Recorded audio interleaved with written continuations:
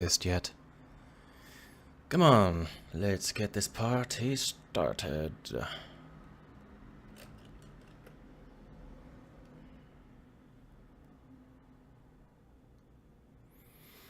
Come on, Twitch, wake up. I am streaming, right?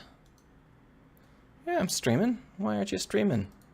Ah, there we are. Alright, so now we're alive. Go ahead and take that off. I won't need it. I checked my sound levels. I fixed what was wrong. Alright, hurrah. So my voice should now be both louder and clearer. Hurrah. So, this week I will be streaming ProcGen Jam game dev. Oh, I should change my my text to match that. Now, ProcGen Jam. And we're starting from scratch, and you're going to see the whole thing live. Won't that be fun? And we are going to create a game about scouting planets and selling them to the highest bidder. Well, that will be a lot of fun, and it's also an excuse to develop a good planet generating engine. So that will all be great. I don't know exactly what the schedule is going to be. I'm just going to develop whenever I have time. I'm definitely going to do a lot of it this weekend. I expect to stream probably about 15 hours over the course of this next week. And that will be quite fun. So let me just tell Twitter that I'm streaming. Streaming ProcGen starting now. Gonna build planets.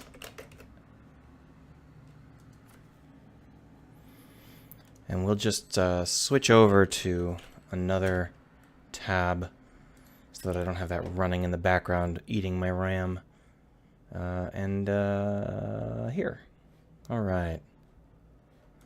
Streaming ProcGen. Beep, beep. All right.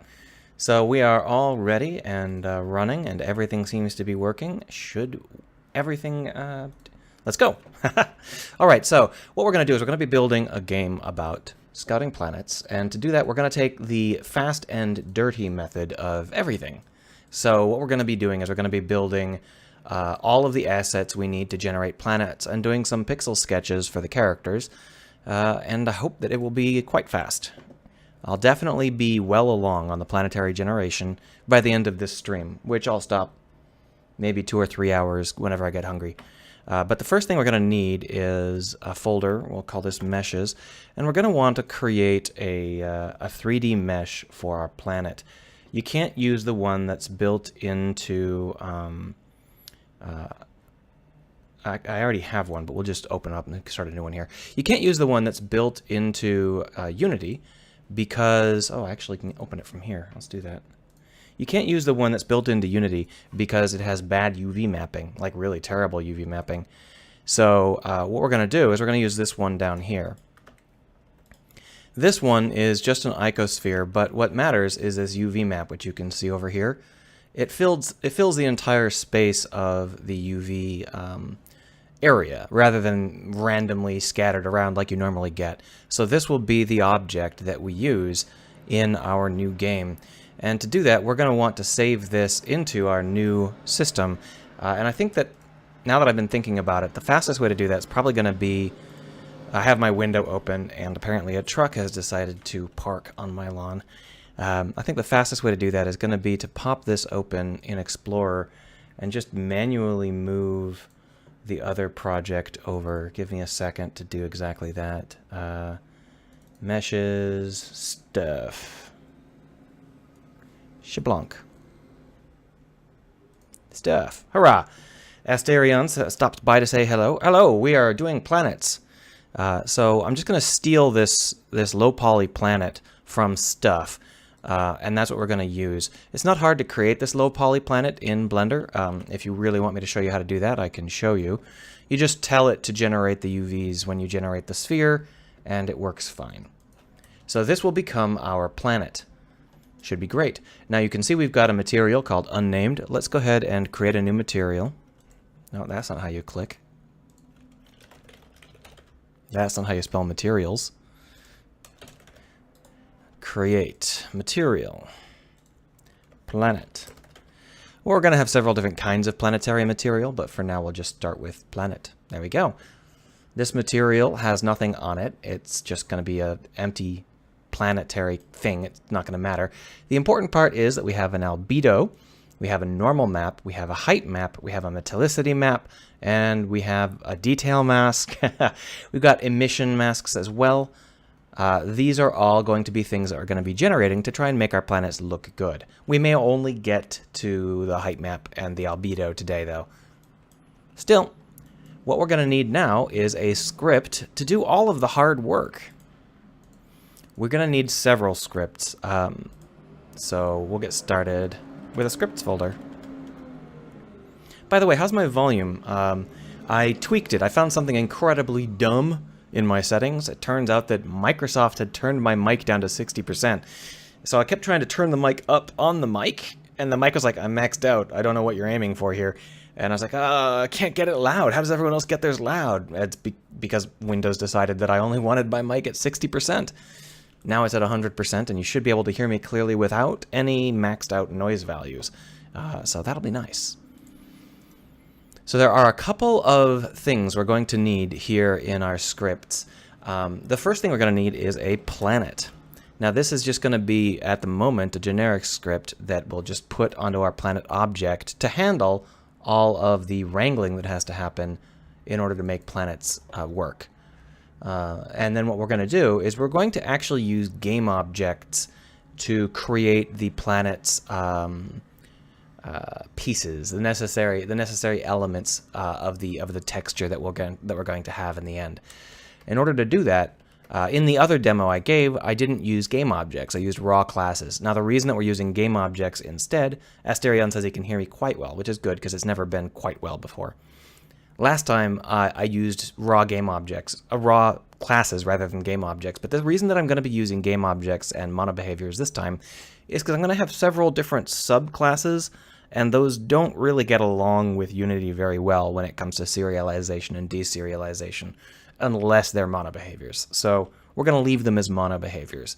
And the first thing we're going to do is we're going to have a texture proxy class, or maybe a noise. Call it noise proxy. No, texture proxy. And this is basically just going to be an interface. The reason it's not an interface is because Unity is really bad at interfaces. So this is just going to be a base class, and we're going to descend from it, and we're going to pretend it's an interface, but it's not. So we're going to open that up. What the basic idea of the planet is that it's going to find all of its texture proxies and run through them one by one with a texture. So that way you can operate on the texture and create new shadows and shapes and stuff like that. It's not, technically speaking, a texture. It's height map and pixel color, but you get the idea. So in order to do that, we're going to need to have this planet have a, it's getting really loud.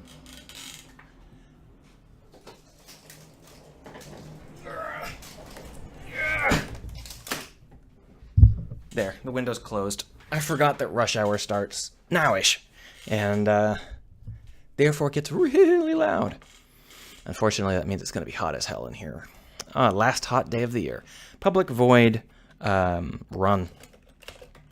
And we're going to make this a menu item. That means that we'll be able to select it from the drop-down list by right-clicking, which is always handy. We could create a custom editor as well, but I can't do those very fast because I don't have them memorized. So what we are going to do when we are told to run is we're going to find all of our texture proxies equals get components in children texture proxy, like so. And then we're just going to go through all of them and run them. But we don't have any functions to let us run these texture proxies, so we're going to have to create those functions for each texture proxy. So here's the thing. Although I've written it like this, this is not how we want it to be. And the reason for that is we're going to have texture proxies that contain texture proxies, and therefore searching like this is actually extremely dangerous. What we're going to want to do instead is search one layer deep. So in order to do that, we're going to actually switch this out for a list. And we're going to do for int a equals 0, a is less than transform dot child count a++. We could also do a for each transform t in transform. And then we can say texture proxy tp equals t.get component texture proxy. If TP does not equal null, then proxies.add TP. And then down here, go through them all. So then we do a for each texture proxy TP in proxies. I think that's not going to collide. If it does, we'll just change the name somewhere. And what we'll do is we'll just run it. But we don't really know what we want to do when we're running it. So there are a couple of things that we need to keep track of. In the end, what we're going to come out with is a height and color and glow and all sorts of other maps. And that means that we're going to end up with something that's fairly complex in terms of the number of variables in play. The problem is that the texture proxy isn't necessarily going to know what it's supposed to be editing. So in order to do this, we have a couple of choices. The first thing is we can call all the texture proxies one by one and pass them along just our planet, and then they can each do all of the pixels on the planet. Another option is that we can go to each proxy per pixel. The reason we're going to be doing the per pixel approach is because it'll let us fade in the planets rather than requiring us to do all 100,000 pixels all at once. We can just pick and choose, and every fourth pixel, then every other pixel, and so on. So what we're going to need to do is go through each of our height and width, and then later on what we'll do, that's not height, that's width, and then later on what we'll do is we will optimize this to do several passes so that it runs a little bit faster. You can see we don't have a width or a height, so we'll just program those in. Int width public, int width 1020. We'll make it 512 just for the sake of quick calculation while we are testing. And we're also going to need some other values, like a couple of textures. Public texture 2D. We're going to need a height map, and we're going to need an albedo. And we're going to store in the other parts of the height map. We're going to store a lot of other values. So we actually have several things here. The height map is going to be split up into a lot of different pieces so that we can eventually create everything that descends from the height map, which is going to include the albedo and the metallicity and the normal map. Which says, stream on Friday? Yep, I am doing the ProcGen Jam, so we are ProcGenning, and I'm going to be doing this throughout the rest of the week. So, this isn't necessary anymore. Just delete that and put it in here. So what we're going to want to do is go through each of these proxies and pass it an X and a Y, and then tell it what it's supposed to be editing. In this case, it's going to be the height map and the albedo, but we don't want to edit those directly. We could, but it would get expensive. Actually, now that I think about it, it might not. Sorry, I'm thinking about if there's a faster way to do this in terms of programming it, but I don't think there is. So we're going to go ahead and just pass it an X and a Y and ourselves. So tp.process x, y, this. Now that doesn't exist, so we're going to go over here and make that exist.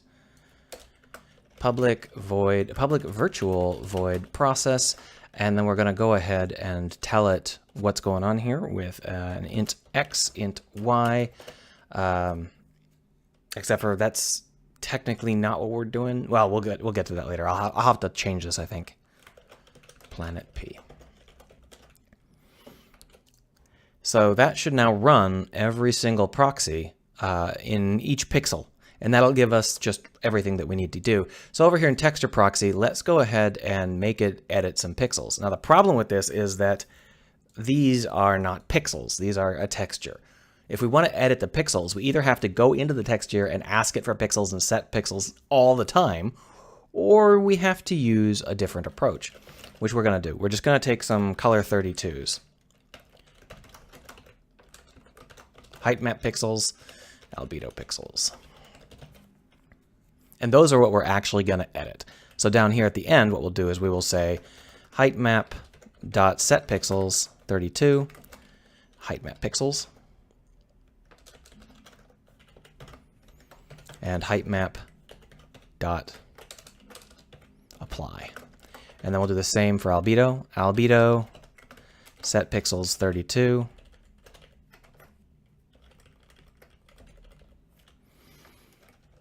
Albedo pixels.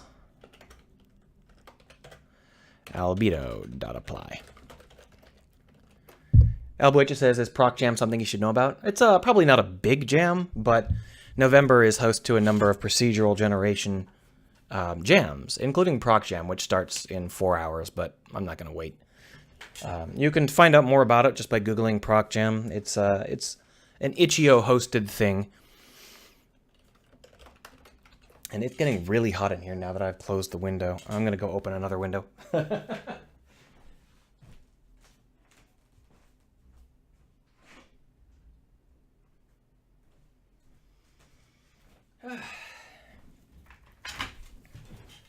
It should, the temperature should take a nosedive in the next hour or so.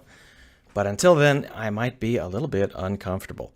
So now what we're doing is we have these height maps, these albedos, all this stuff, but we're not actually defining them at any point. So we're going to need to actually define them. We're also going to want to hide these in the inspector, because otherwise we might accidentally click on them and try and show 100,000 entries on an array.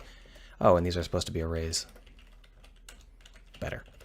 So in order to check this out, we're going to say if height map equals null. We could also say if not height map, or height map dot width does not equal width, or height map dot height does not equal height. Then we'll want to regenerate these, and we'll just regenerate them both at the same time. We'll always assume that if one's wrong, they're both wrong. Height map equals new texture 2D, and then we pass it the width and the height. There are other values that we can set up here in terms of formats and maps and stuff. I'm not sure I'm going to bother with any of those. If you have a strong suggestion on that, let me know.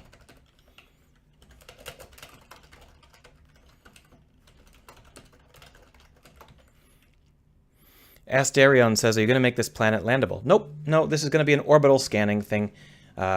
Making a landable planet is a little bit more than a short game jam. More than I can do in a short game jam. When we do this, we're also going to want to grab the pixels from them. So we're just going to go ahead and say that height map pixels equals height map dot get pixels, except for that we just created them, so we might as well make it new. Equals new color 32 width times height. Height. And then the same thing for our albedo. There we are.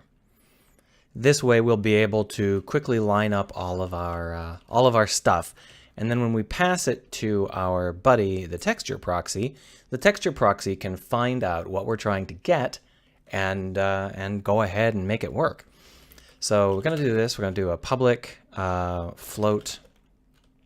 So right now we are passing an int x and an int y. That's not precisely what we want to pass, and we may change how that gets passed. But for now, all we need to do is figure out a way to convert the xy coordinates into an index on our pixel list, our list of pixels. So we'll go ahead and make pixel index int x, int y, planet P. So to do this, we'll just go ahead and say return x plus y times p dot width. That's pretty straightforward. Now the reason it's its own thing is because A, we're going to be calling it a lot, and B, that's not exactly how it's going to be. That's a gross simplification, which you'll see in a short while here. But when we figure that out,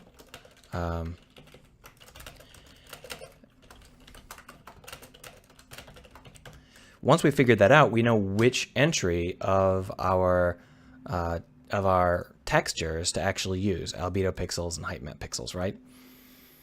So we're going to want to do a couple more things here. We have the x and y coordinates in terms of pixels. we're going to want them in terms of planetary lat long, or something vaguely similar to that. The reason for that is simply because that way, that way we'll be able to scale up and down knowing exactly what's going on. Whereas otherwise we would have a whole bunch of problems where if we change the resolution of the texture, things would go off the, quite odd. So we're going to go ahead and get a vector2 planet position int x, int y, planet p. And the way we're going to do that is we're going to go ahead and get a percentage x, which will just be x divided by p dot width. But we're actually going to want that to be between -1 and 1. Right now it's between 0 and 1. So we're going to go ahead and say it is going to be 2 times px divided by width minus 1. And that'll get us between -1 and 1. Float py equals same thing as px. So same deal, but it's going to be p dot height and y instead. And that'll be actually what we want to return. So we can actually take out these guys and say return new vector2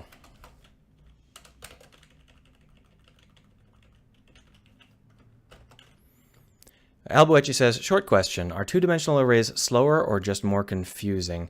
Well, two-dimensional arrays have several drawbacks, but the real problem is that they're not grids. A two-dimensional array is an arbitrary length in every single entry, and that makes it a huge pain in the butt to actually process. But the real reason that nobody uses two-dimensional arrays is because nobody uses two-dimensional arrays. And to show you what I mean, this color 32 array, I can just pass that. So I don't have to try and convert it from a two-dimensional array back into a one-dimensional array so that I can use it somewhere else. Since everybody's already using one-dimensional arrays, I might as well use one-dimensional arrays myself, right? So this here will return the square coordinate, and you'll see what that means in a little while because it's not what we actually want, but it'll work just for testing's sake.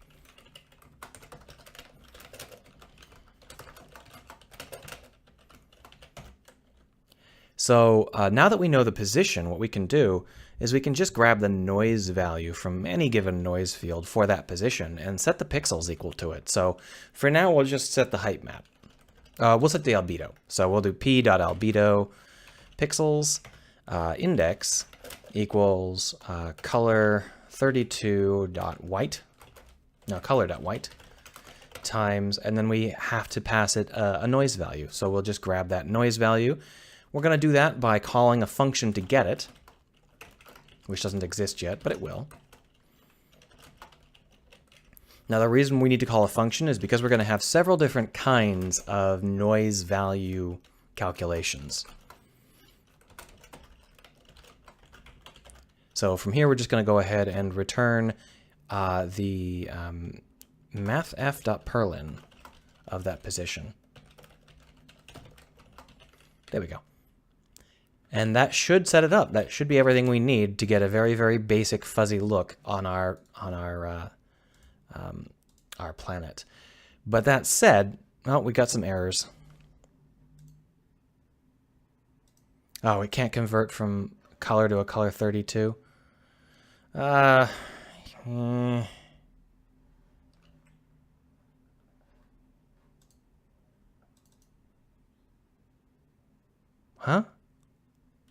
Why is proxies getting highlighted there? Did you not recompile? Okay, you didn't recompile, idiot. So here you can see that albedo pixels equals new. Brilliant. Oh, hold on. This was an autocomplete bug. I hate when it autocompletes from something that exists to something else that exists. If I typed something, that's obviously what I want if it exists. So now give me that. There we are. Perfect. Much better. All right. So what we're going to do is we're going to go and tell it to run its script. There it is. And if we take a look at the albedo map, it's gray. It's very gray. I'm not exactly sure why it is just gray though. It might be that the noise isn't loud enough. Shouldn't be though. It should be all sorts of colors, not just gray. Interesting.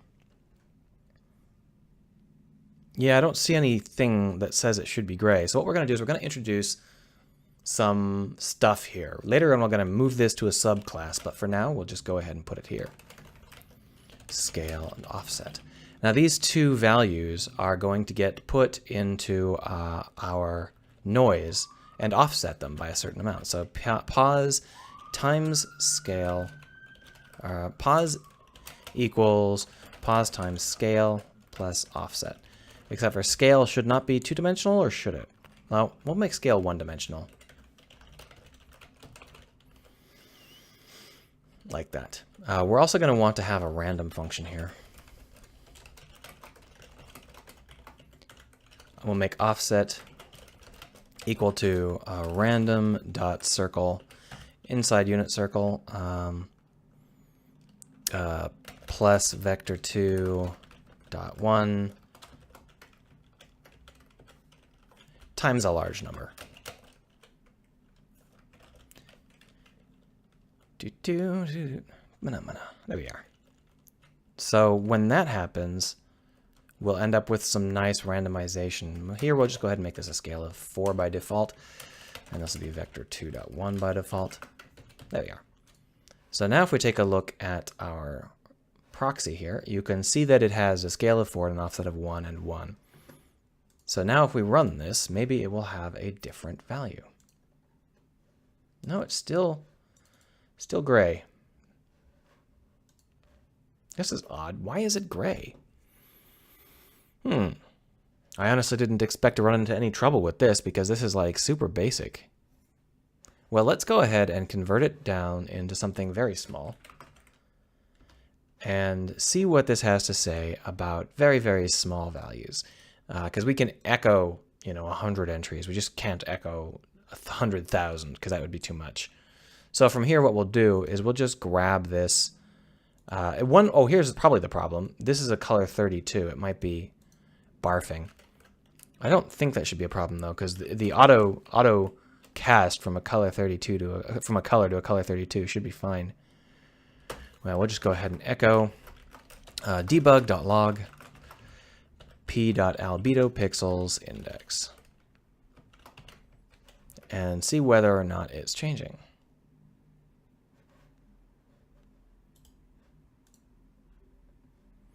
So we got 256 entries, all of which are exactly gray. I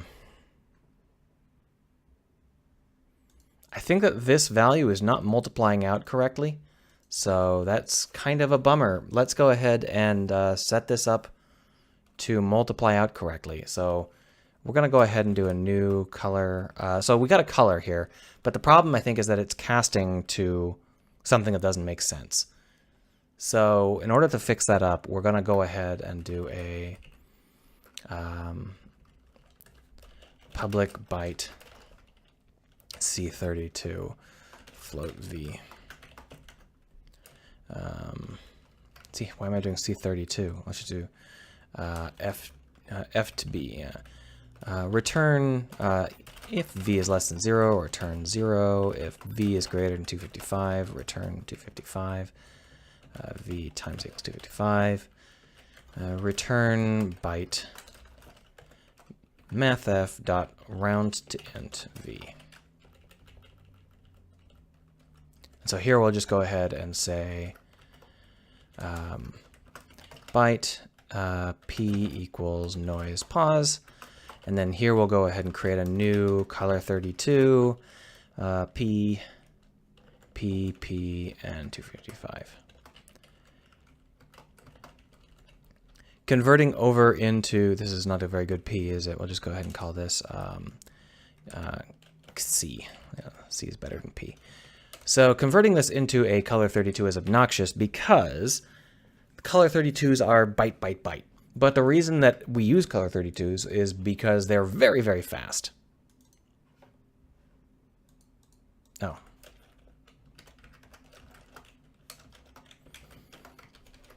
And we do need some speed here. I know this is just a ProcGen game jam, but I don't want people waiting 10 seconds to see their planet, right?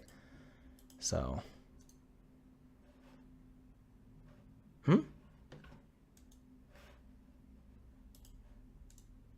That's interesting.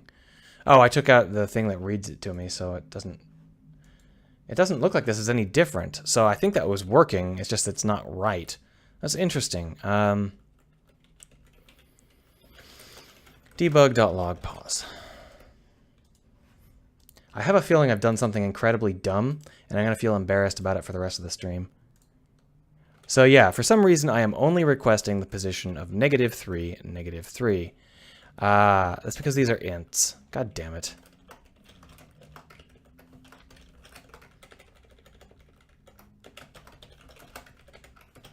What a pain in the ass. So, might as well keep the rest. It's just an optimization I was going to do later anyway. There we are. So now you can see that this tiny 16 by 16 texture has some shapes on it. If we were going to grow that to, say, 512 by 512, we would be able to see it a little bit more clearly. See? So this is the texture we've got. Now you can see there are some seams in it, and that's because our offset is too small. We ended up with this offset where we tried to get it to be large enough, but our offset right now is just 1 by 1. So once it crosses over the 0, the noise field repeats. So our offset is supposed to be quite large, and the reason for that is specifically to avoid that happening. So if we increase our offset just to avoid that, later on we'll be randomizing and that won't happen, but there, you can see now there's no repeats. Now the thing we have to do is apply it to the planet.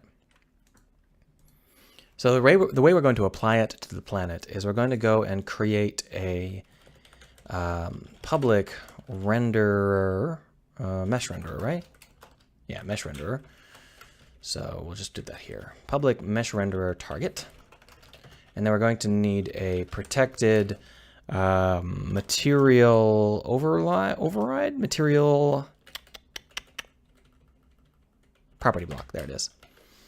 MPB. Here in run, we're going to go ahead and create a new material property block whenever we create some new objects. We might as well just go ahead. The material property blocks are super cheap. We'll just go ahead and create a new one each time. So down here at the bottom, we're going to go ahead and say MPB equals new material property block, and then we need to assign it to our mesh renderer. So target.material property block.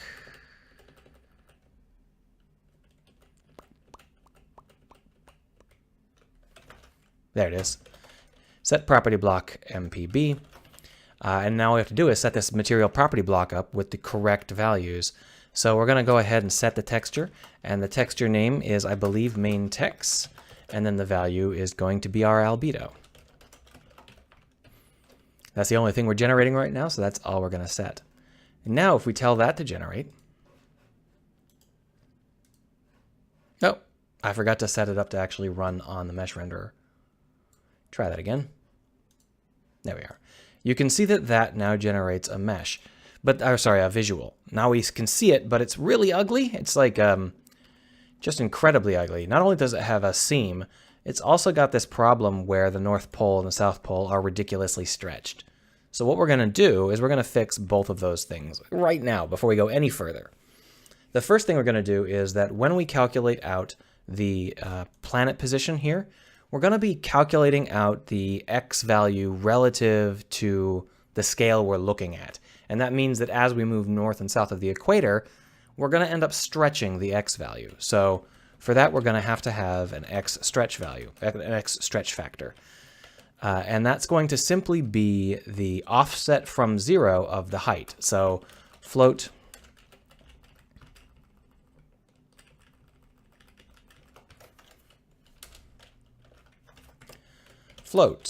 py equals this. And that's going to be a value between -1 and 1. So our px can be that times itself. It can be the square of that. So py times py. And that's going to end up being a small value.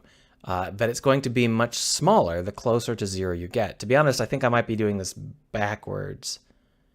But I think what we can do is then just take this px value here. Let's go ahead and call this p stretch, x stretch.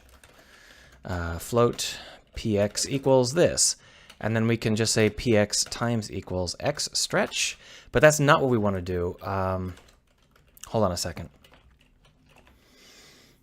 I did this in one go the last time I did this, and I just have forgotten exactly how I did it. So the problem is that the further we are from the equator, the more stretched we want it to be. And right now we've got a value between 0, which is unstretched, and 1, which is very stretched. And that's actually the opposite of what we need. So we'll just do a 1 minus and then that. And then we'll say px. I don't think times equal is what we want. I think divide equal might be what we want. Except for it's going to be at 0, isn't it? No, it's going to be...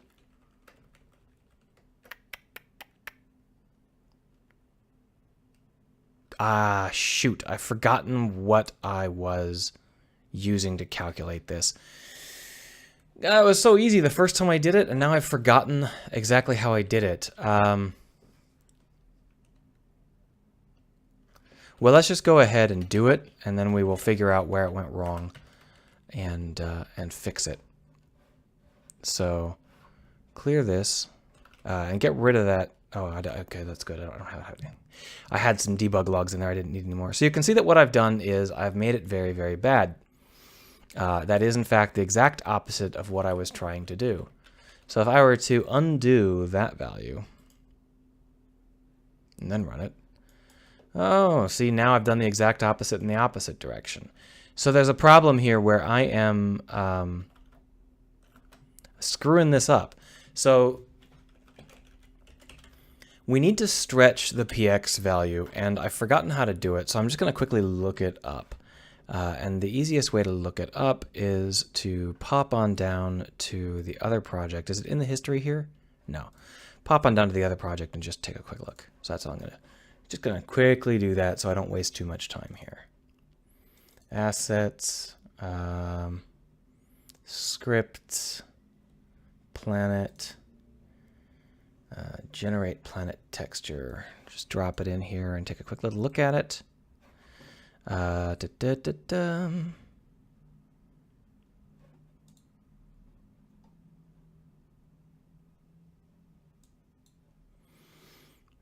Well, x scale equals, where's x scale calculated?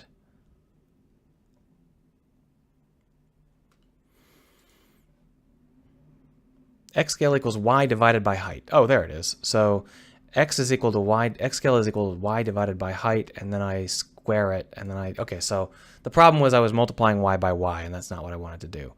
So we're going to go ahead and try this one more time. We can delete you, I think. We don't want you gumming up our project.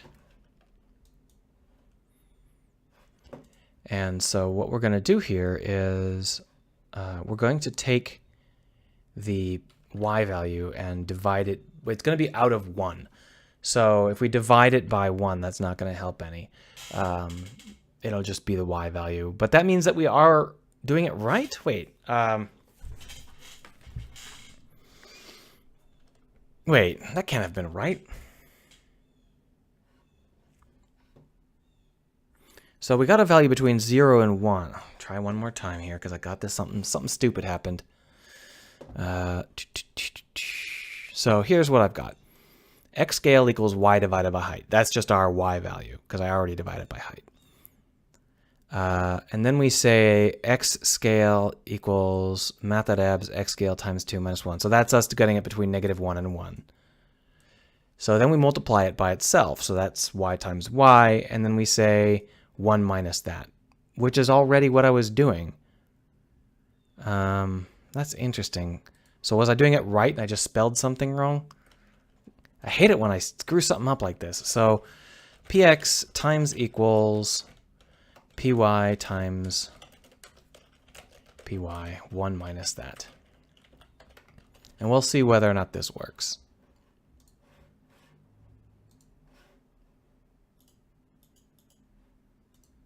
Okay, so that worked. I don't know what I was doing wrong before, but now it works. Great. Love it when things are confusing. So you can see that we've taken care of the stretching at the poles. Now that it's not perfect because the poles are now going to be substantially lower, fewer pixels on the poles than anywhere else. but we will be looking at it from an angle like this. So the poles can be lower. It's okay. Now the question is, if I want to view it from one direction, like this side every single time, I can leave the seam.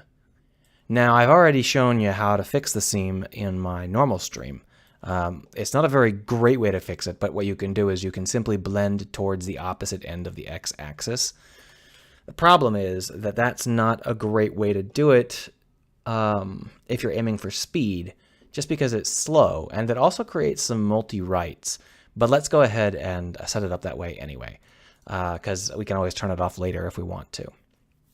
So what we've got here is the noise of the position X and the position Y. What we actually want to do here is, if the position.x is substantial, we want to make sure that we get the proper value.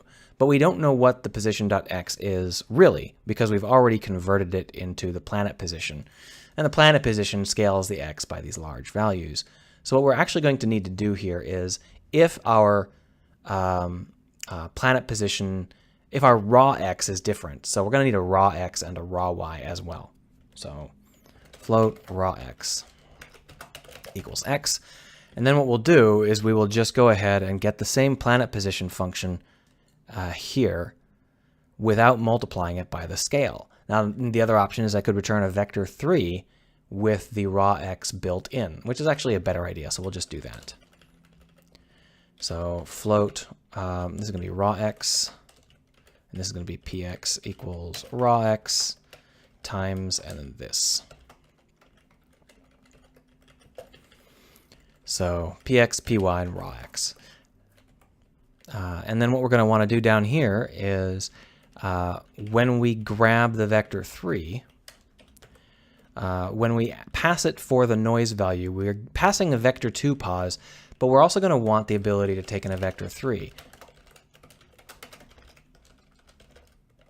And the vector 3 pos is going to start with a vector 2. And that's going to be the basic value. But also, if our absolute value of our other guy, so we'll just go ahead and put the absolute in here. So if we are nearing 1, we'll want to get the noise value from the other side of the field as well. So if pos.z is greater than 0.9f, then return, or is less than 0.9f rather, return n. Otherwise, blend to remove seam. So float blend level equals pos.z minus 0.9 times 10, and then we'll say return mathf.lerp n noise vector 2 pos again, and then blend level. But that second vector 2 pos is actually going to only happen after we have flipped the x value. There we are. So the blend level here is actually between 0 and 1, and it needs to be between 0 and 0.5, because otherwise we'd just be flipping. So that should do the trick, I believe. Let's see what I spelled wrong. Oh, I spelled something wrong here.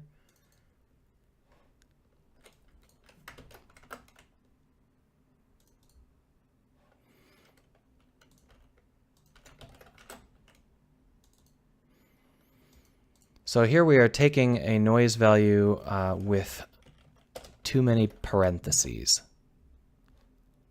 There we are. So now let's try that out. Run. And you can see that the seam is almost gone. 0.9 is pretty aggressive. I could probably lower it to 0.8 and it would be better, but I think that's okay. I'm not too concerned about it. I can always adjust it later if I need to. You can still see that there is definitely some kind of seam there, but it should be fine for our needs. And it's the cheapest way I know of in terms of programming time to do it. So now what we need to do is stop using this proxy, because this is just a proxy. This is just an interface, except for Unity doesn't like interfaces, so it's not. But functionally, it's just an interface. What we actually need is a variety of other texture objects, a variety of other noise objects. So we're going to go ahead and just start creating them. We're going to call this a limited noise object. Limited noise. Let's just call it a basic noise. There we are. And this basic noise is going to descend from texture proxy. Like this.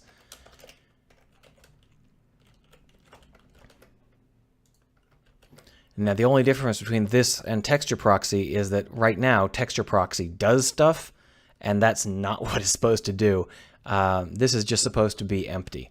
These values are actually going to be in our descendants.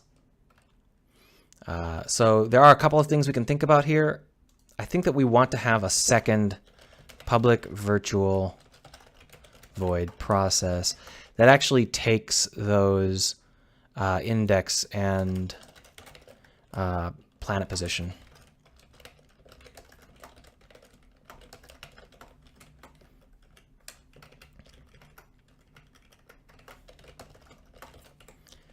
Just because this is actually something that we're probably going to end up not wanting to rewrite every single time. That's not how you spell process. That's process. There. So here, we're going to want to put that into our override process, and then we'll stick that in.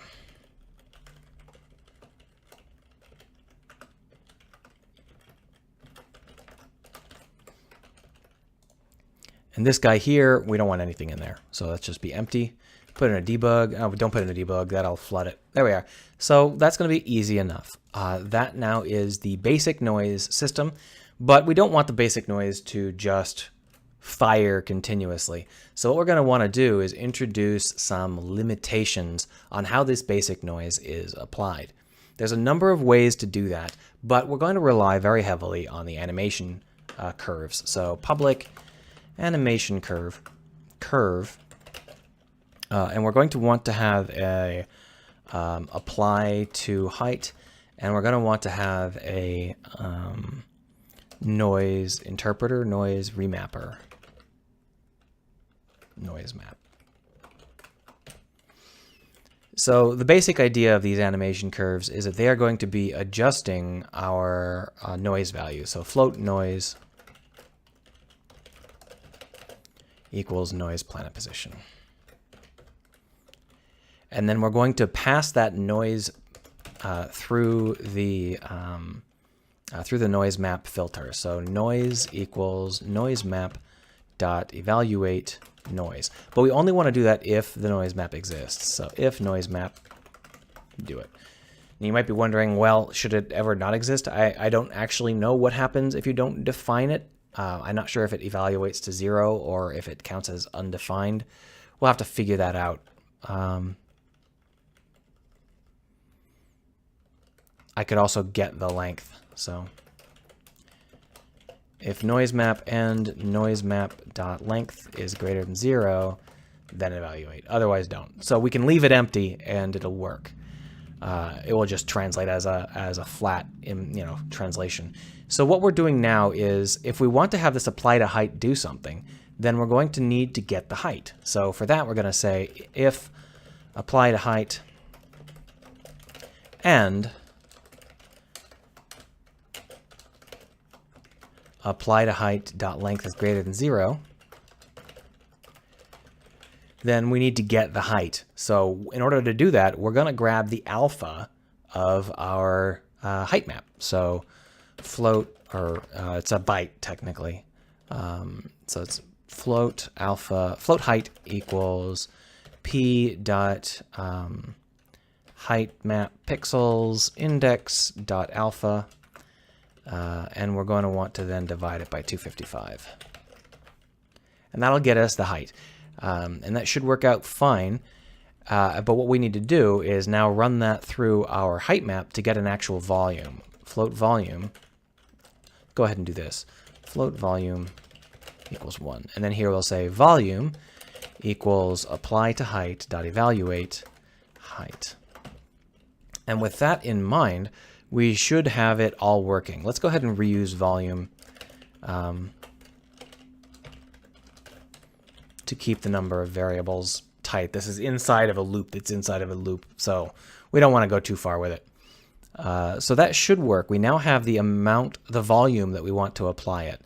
So our byte, the level that we're trying to apply, is going to be based on that noise field that we came up with, but we only want to apply it to the level that it is supposed to be, that we want to lerp it down towards 0.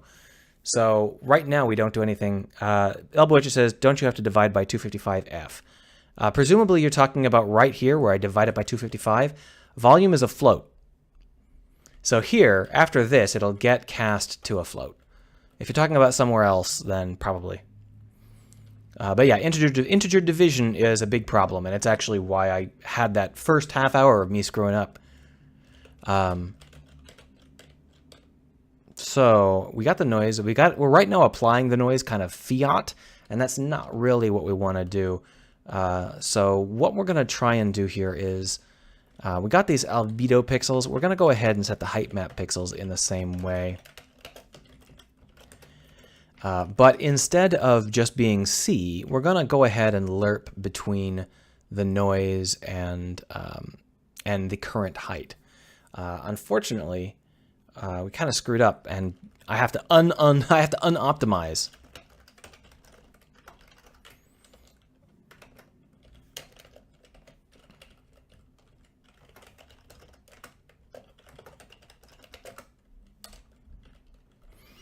Now, the reason I need to do that is because we're going to be applying them at a lesser volume. So if volume does not equal 1, then we want to apply this at a specific level. So we're going to take noise, and we're going to go ahead and say mathf.lerp, and we're going to go and put it as a current height, and then noise, and then volume. And that should allow us to get it at a much more variable level. And we should be able to nest this stuff, which is kind of the point. Alboechi says, in C++, I'm pretty sure it would still do the calculation as integers and then cast it to a float. No, a current height is a float. So as soon as I assign the alpha value to the float, it comes in as an alpha value between 0 and 255 byte. But once it's in the float, it turns into a float, and then I divide it by 255, and it should still be fine. But I can cast it to a float if you'd like. It seems like that's important for you. If I'm going to do it there, I might as well do it up here as well, and we can just compress it down into one line. But I'm 99% sure that was unnecessary. All right, so now we have figured out exactly what we would like for our pixels, but I have a spelling error somewhere. Now he wants to know if it would work without the cast. Too late. So apparently the animation curve can't be null. It's a struct. That's fine. We'll go ahead and just use the basic setup then. There we are. So this game object here is a texture proxy, which we're going to remove, and we're going to add in our new basic noise. Now this basic noise has empty apply to height and noise map, so it should still be exactly the same, but we need to do one more thing before we're ready to roll, and that is create a random. So public void randomize. We're going to want a context menu for that as well.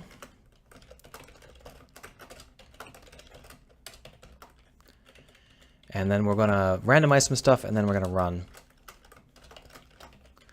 So in order to do this, we're going to want to do this exact same texture proxies function, which means we're probably going to want to actually have this be outside of the loop.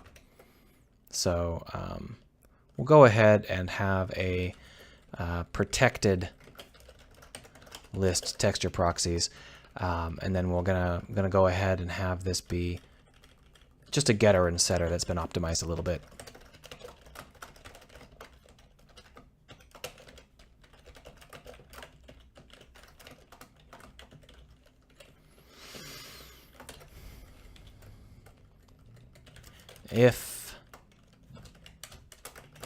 If proxies.count is greater than 0, Well, actually, this is not a good idea.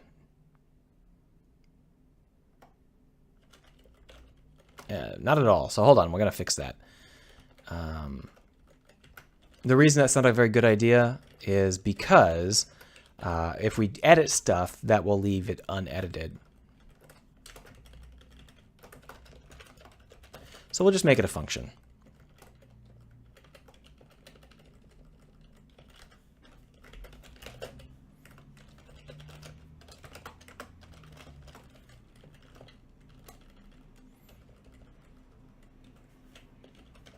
Oh, come on. Stop being an idiot. Talking to myself, not to monodevelop. There we are. So reloading the proxies will allow us to get the proxies as we want them to be.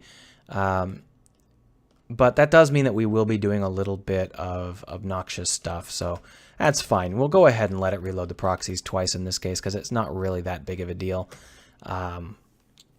For safety's sake, we'll just let it reload the proxies twice. Later on, we'll go ahead and well, we won't have to worry about optimizing anything. We're just going to leave it like that. But what we need to do is go through each of the proxies.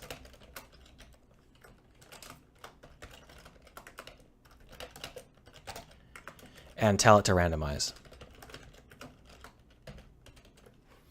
And that way we can get some actual good values over here. We're not going to have to keep working with crap ones. So if we do this, what we can do is we can say planet, planet randomize. And you can see that we have a different set of values. And if we say it to randomize again, we get a different set of values. That's pretty decent in terms of how it looks. So in terms of how it works, rather. So the only thing I'm left with is this 0.9 barrier is actually really, really aggressive up near the poles, as you can see. And I'm not sure that's going to work out. We may have to change that. We can make it more blurry near the poles. There's lots of things we can do. But for now, I'll just leave it like this. Sorry, I'm thinking about ways to optimize that, but I think that's something we don't need to optimize right now. So we'll just leave it. So if we duplicate this and we have noise A and noise A1, you're going to see that we're going to end up with just one of them at the moment because we don't have any way to blend between them yet. But what we can do is we can go down here into noise A1 and we can tell it to apply to height, and we can give it a specific kind of height that it gets applied to. So we can say only apply to heights that are pretty high, and you can ignore the rest, right? So then if we go ahead over here to the planet and we run this, that's interesting. It didn't seem to work. That should have changed how it looked because it should have only applied to specific parts. So let's go ahead and if we disable them, we want them to be not working. So here we're just going to say if tp.enabled, if tp.is active and enabled, then do it. Otherwise, don't. That way we can just disable the noise values one by one here, and they'll just properly show only one at a time. So this is how it normally looks, and here you can see these bright places are where our height is high.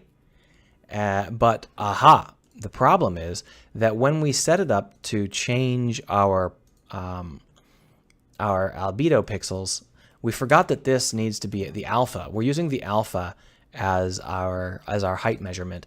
So if we don't paint it, then our height is going to be always at the wrong value. Now we should have it at a much better level. So if we run this, it should look the same, but we now have an alpha field. So if we then turn this on, we should have something which looks the same at the dark spots, but is now quite different at the bright spots. Nope, it didn't work.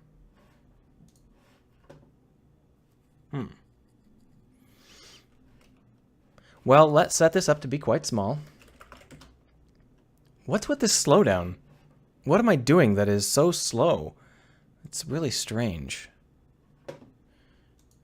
Well, whatever. If we actually set this up to run now, it'll look the same, but very, very pixely. See? So it's the same basic idea, but now we can debug it.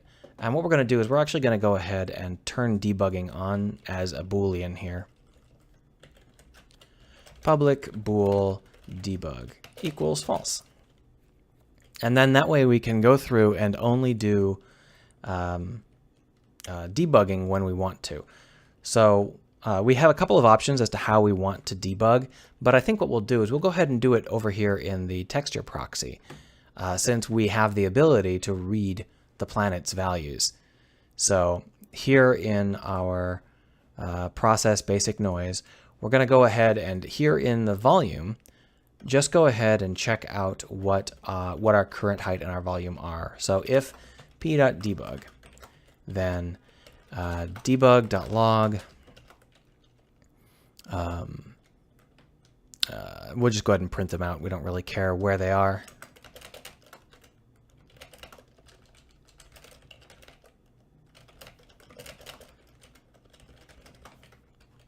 There we are. Erdroy says, hello. Hello, Erdroy. We're working on a Game Jam game.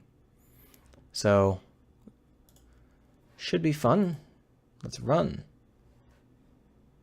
Here you can see that we've got a lot of things being volumed to 1 regardless of their value, which is obviously incorrect. But it might simply be that our proxies are backwards. So let's go ahead and make the proxies public, just so that I can make sure that they're not backwards, because I'd feel pretty dumb if they were.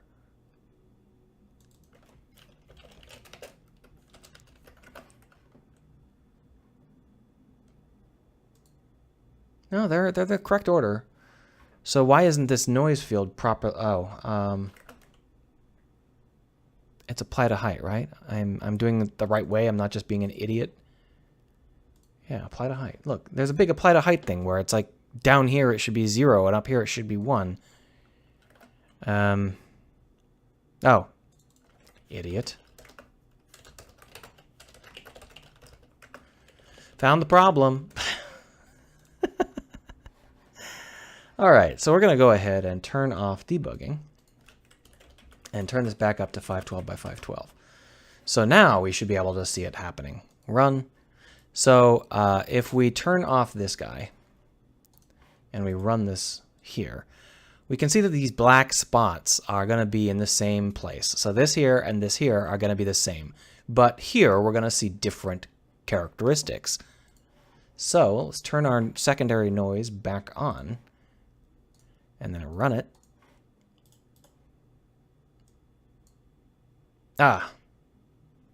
Doesn't seem to have quite taken. I can't tell if that's just because it is not sharp enough. Let's go ahead and do it like this instead, because I'm trying to get a feel for whether this is working or not, and it's a little bit difficult given the nature of the noise.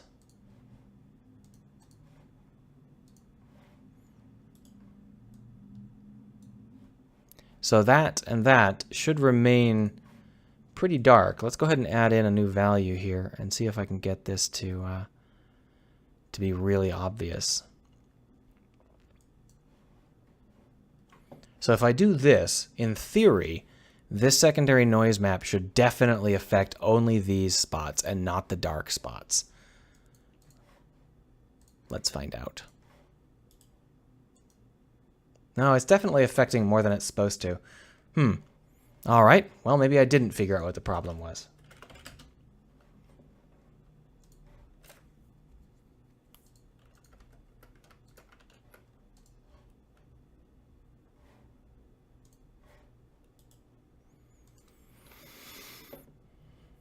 All right, so it's definitely it's correctly interpreting the volume map. As you can see, this is like negatives, because that's, I dragged it down kind of willy-nilly. And that's all fine and good. And it should pop up to 1 maybe once or twice, given the values involved here. But these are all very low, and that's all fine. When it's low, it should be just returning the same value. If volume does not equal 1, noise equals lerp current height to noise at the volume. So it should be current height. If the height map is always 0, if the volume is always 0 or lower, it should always be the current height, which should be the current pixels divided by 255 which we already know varies because the volume varies. So the result should be that the byte in byte should vary, but it doesn't seem to be. So let's go ahead and compare. So we'll just put this in manually right now. NC plus N plus, no, that's not how you spell N. Noise plus C. And then we'll do it again down here.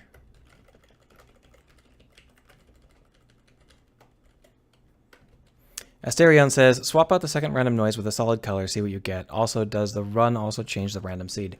Nope, the run does not change the random seed. That's why I've got randomize separate from run. But what I'm going to do now is just do a little bit more debugging and see what's on the slab here. So you can see that these values are quite different. Here we've got something that's been volumed to negative 0.08.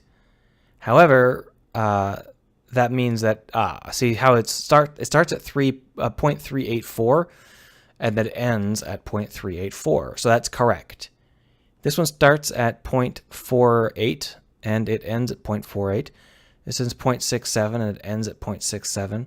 So in theory, this is working.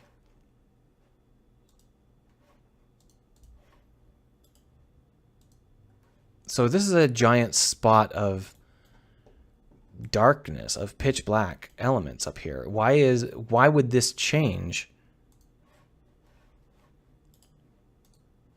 Okay, so when I turn this on, those values shouldn't change, but they're going to. You see that? They changed.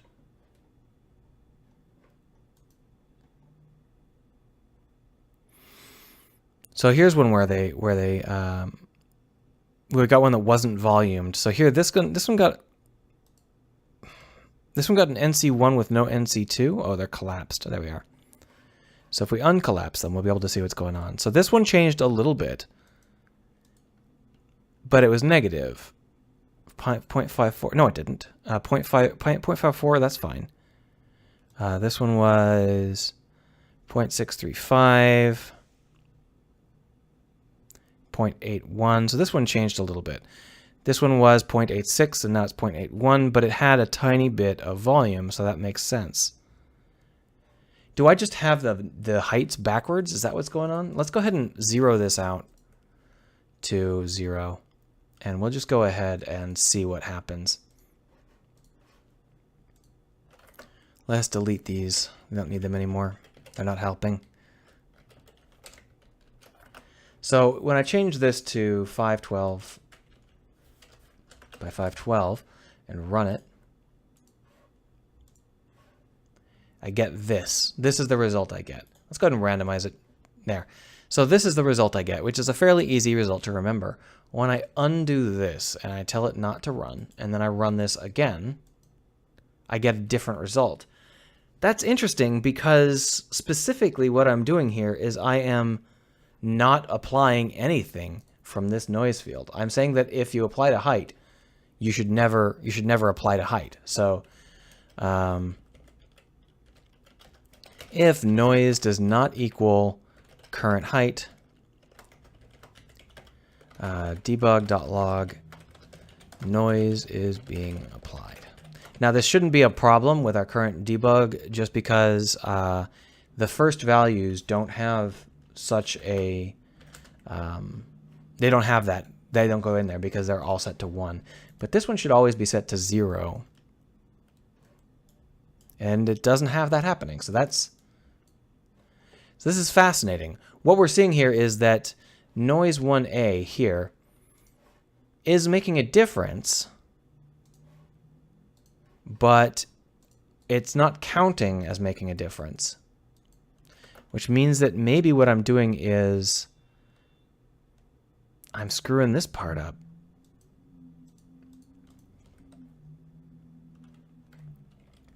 Asterion says I need a debugger for my debugger. Yeah, the problem is that I used to do this in a slightly different way, and I'm trying to figure out why this is such a pain in the ass right now.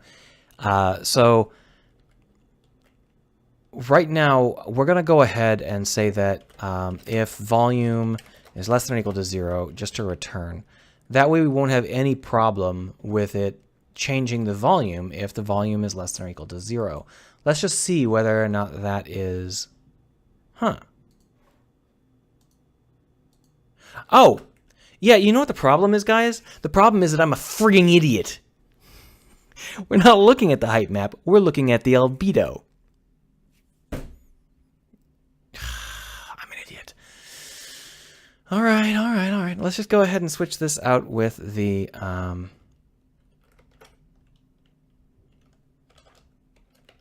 height map.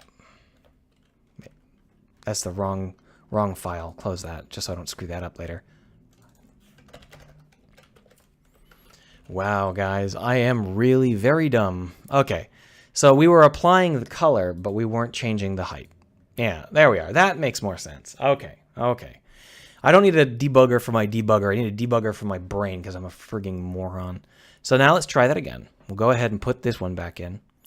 And what we're going to see now is that in theory, only the bright spots should change and all the dark spots should remain dark. We're going to go ahead and up the height here, or the density. See how those stayed the same? But these high parts should change. So if we turn down this noise again, turn it off, and then hit this again, we should now see some variation in the bright spots. See? So that works fine. Now what we can do is we can play around with this, and already we can apply some fun values. So for example, if we do this and then we put another point here, and then we drag this up like so, and then we put a point down here. Break that, please.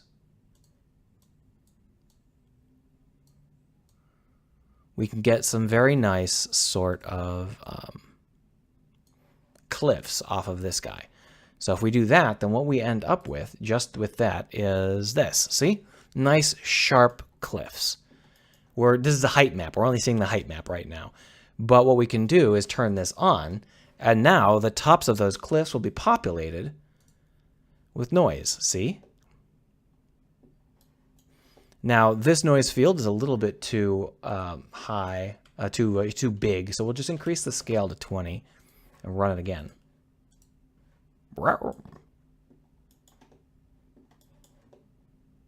And you can see how this can be fun. We can already create some interesting stuff, and we haven't even gotten to the parts where we're doing anything cool. All right, so the reason that I have created this setup like this is simply because I wanted to have the ability to do this stuff in the world. I wanted the ability to be able to see these details. But what I'm going to want to do is allow myself to quickly get a debug call. I made a couple of calls early on that I decided weren't best here. So first things first, reload proxies. We're just going to say that this is going to go back to being an array of proxies. And we're just going to go ahead and load them all. So proxies equals get components in children, texture proxies. Because I just realized that that can work fine. I don't need a texture proxy that automatically grabs other texture proxies. So we'll just grab that. And we won't include the inactive ones. And that'll automatically mean that we don't have to worry about this part. And that should work. The only problem with it is that we don't have a count copy anymore, but we are using for eaches, so that's fine. Our iterators automatically adapt. All right. So just for clustering's sake, we're going to be doing some clustering later on. You'll see what I mean. But basically, what I would like to do is be able to see just one noise object. And to do that, what I'm going to do is I'm going to have it pop up a texture which is filled with the noise of its choice, just to give us an idea of what sort of noise we're going to get. Now the problem is I don't have any way to easily do that. So what we're going to want to do is we're going to have a function on the texture proxy, public void sample on parent we're going to have a menu item. And what we're going to do is we're going to find our planetary parent. So planet p equals get component in parent planet. And then we're going to tell them to just render us. So p.run. And then we're just going to have it run us and only us. And that's going to be this. Now down here, we do have this set up to run with no arguments. So how do we tell it to run with an argument? Well, we'll just go ahead and cut and paste just because that's a little easy. I don't feel like really building a lot of code that I need to think about. This stuff shouldn't change very much. It might change a little bit, but I don't really care too much. So what we're going to do is we're just going to grab all of this again. And I know that it's blunt force copy paste, but we're doing a game jam game and I'm not too concerned about it. The only thing we really need to do is remove that that proxy list. Oh, that's actually not too bad. Let's go ahead and just do this a little bit better right from the start. Okay, so texture proxy. And down here what we'll say is if proxy does not equal null, or if proxy equals null,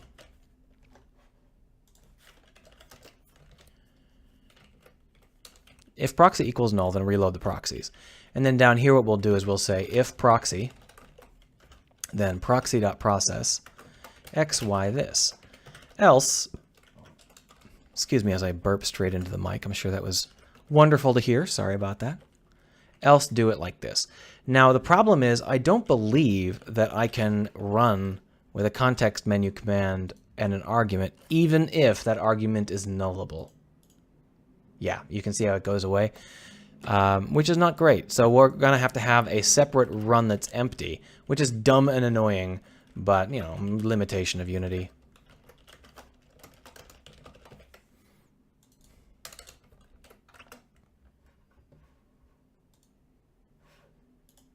There we are. So now what we can do is if we want to see what sort of noise we're going to get, we can say sample, and it didn't work. It didn't work because we don't end up clearing the pixels properly. So what happened here is we told it to run against the planet, and the planet was set to having a 0 height to start with. We're going to want the planet to have a varying height. So public float or public byte starting height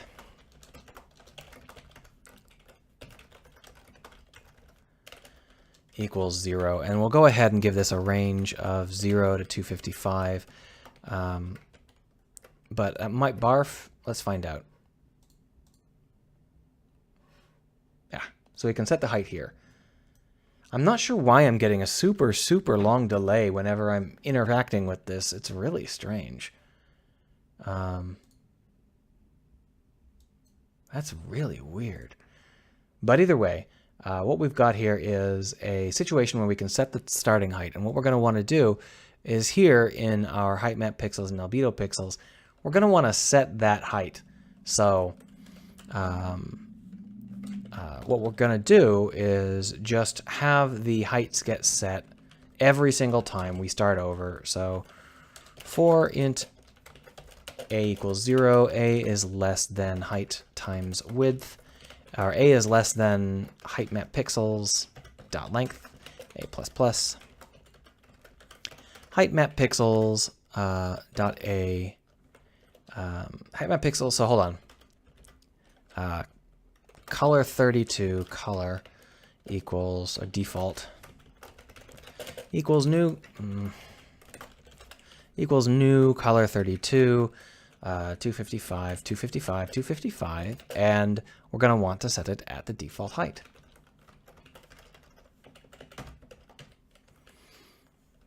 Height map pixels a equals default color, and height map pixels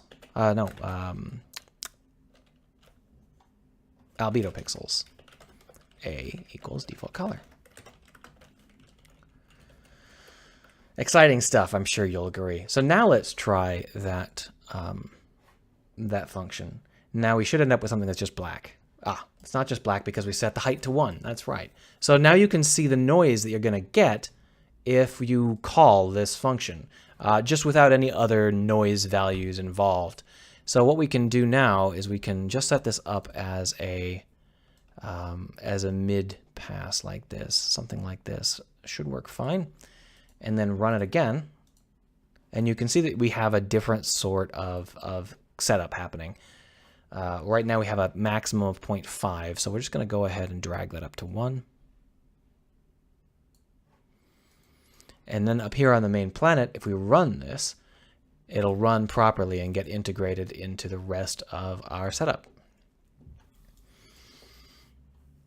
Yay! All right, so the next thing we're going to need to do is start to add in some of the more interesting features, because this is really what we need in order to create the topology of the planet, but it's not going to be much help with some of the more advanced things we need to do. The first thing I don't like about this is that it only uses the basic Perlin noise. We're going to need to have a slightly more advanced set of options.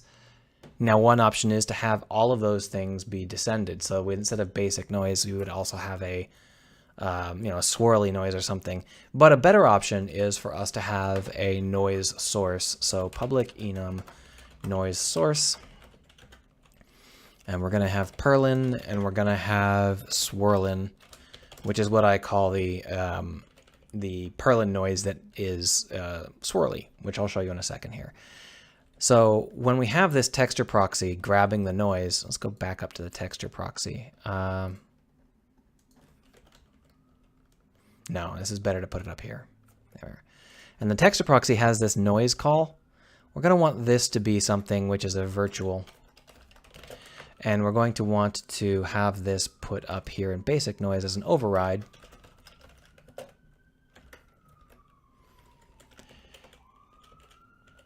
And what we're going to want to do is break it up based on the type of noise. So public noise source.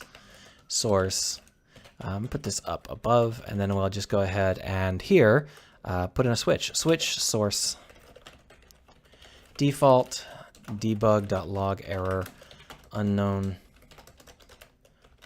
noise source return 0. Otherwise, we're going to want to do a case Perlin, and that'll be this value here. And then we'll do a case swirlin.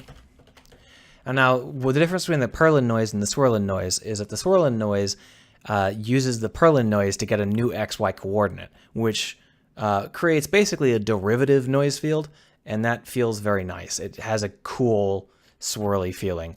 So we'll go ahead and do that. We'll just say that our pos equals a new set of vector2 coordinates, which are the noise values that we were getting before. So we'll just go ahead and say mathf.perlin noise pos.x pos.y. So first we'll go ahead and say pos equals pos times scale plus offset, and then we'll go pos.x pos.y, and then we'll do mathf.perlin noise pos.x plus offset.x and pos.y plus offset.y, and that'll just offset it by twice the offset, and that'll be nice. And then we just return the same thing. Boom. So that swirlin should give us a very different result. Let's go ahead and play with it a little bit. Cannot override because it's not marked. I call bullshit. So the problem is I didn't override both of them. I only overrode one of them. That should be fine though. Grind, grind, grind. There we go. Perfect. So now if we go down here to this noise field here, we can change it over to swirlin. And then when we run this as a sample, we get a very, very different result. And this result is a swirlier, cloudier setup. It feels much nicer than a normal Perlin noise field. So just to show you the difference. The noise map is going to cause us some issues. So we'll just go ahead and put it on the linear noise map for now, just so we can really see what's going on. So here's the Perlin noise. And here's the swirlin noise.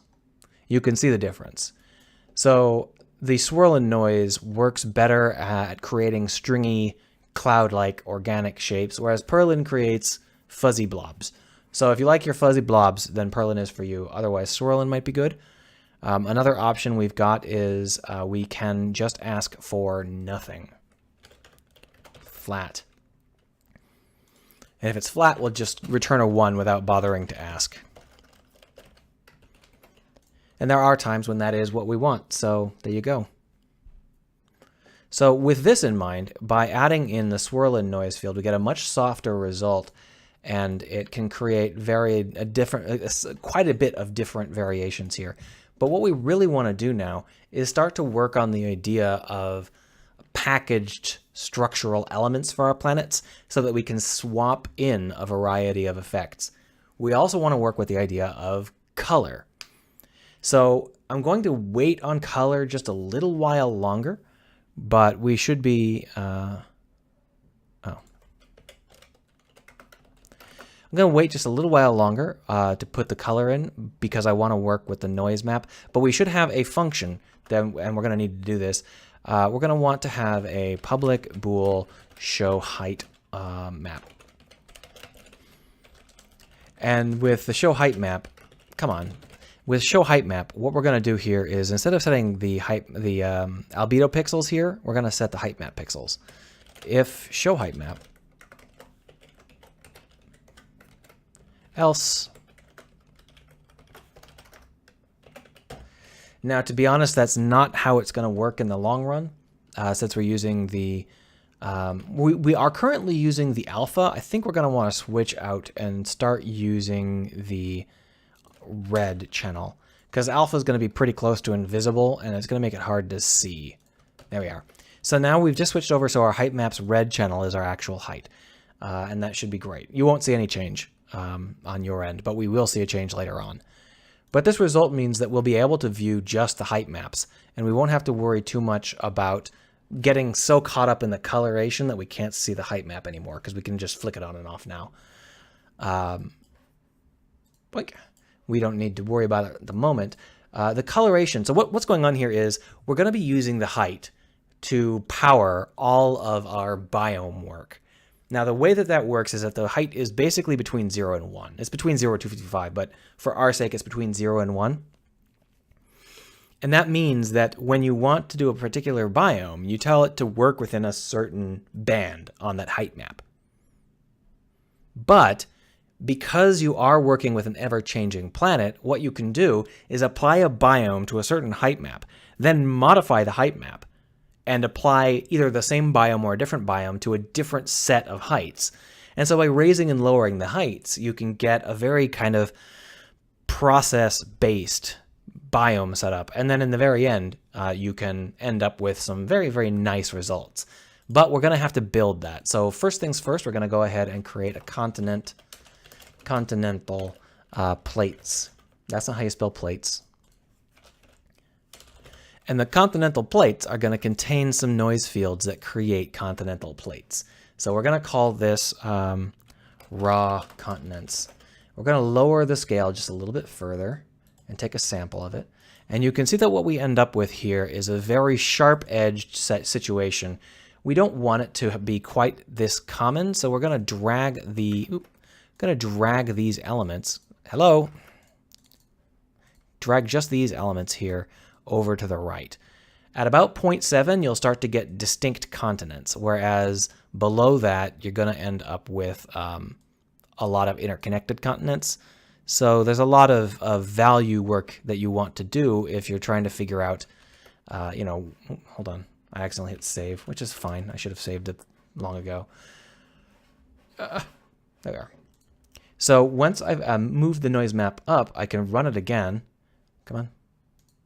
And you can see that we have a much, much more restricted set of blobs. I think that's probably too restricted, so we'll just pull this back down again until we get it to the part where we'd like it to be. And now the point of this is that we are going to save this particular set of values, and then we can re-randomize whenever we need to, and we will get some nice results. So the same basic setup will get us results over and over again, however we want to do it. Now, one of the issues we've got right now is that our x coordinates are actually half the scale they need to be, because there are twice as many x values across the planet as there are y values. So what we're going to need to do is actually multiply the x scale by 2 in all situations. So here, when we get the noise for the various things, we're going to need to have this be times 2 literally every single time. The other option is to multiply it by times 2 before you get there. It doesn't really matter. Either way it works. And the result here is that we're going to end up with something that has much, much more compressed x-axis coordinates, and that's the point. It was very stretched before. Now you might be thinking this doesn't look quite right. Yeah, it doesn't. It doesn't. We could spend all day tweaking these values to try and get it to feel just perfect. But, you know, it's okay-ish, and that's all that matters right now. So what we're going to do next is we are going to try and figure out, one of the things we want to do is actually pull this down considerably. We do not need it to be at 1. We, in fact, would like it to be a more moderate increase. Now, the reason for that is because the sea needs to be its own thing, but the continent also has to have some variations.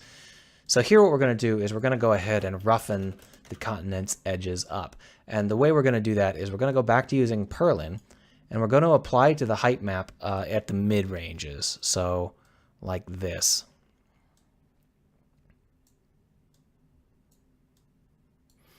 And by applying to the mid-ranges, we should get a result that feels more...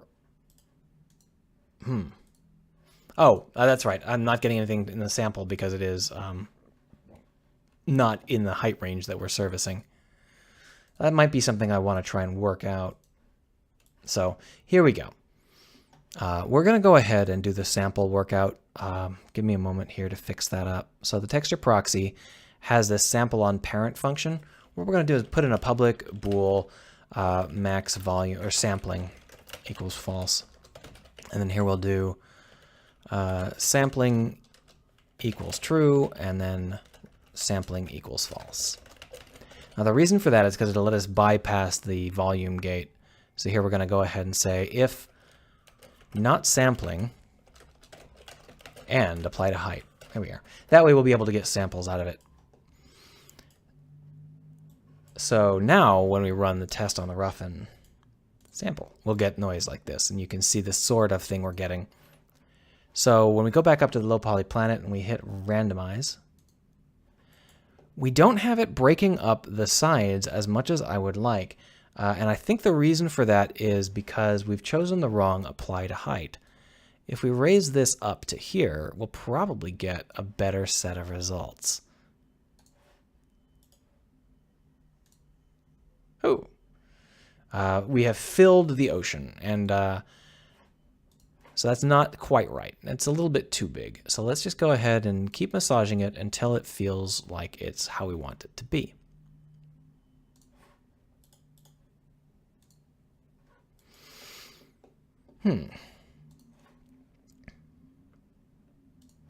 Is there like a magic number here?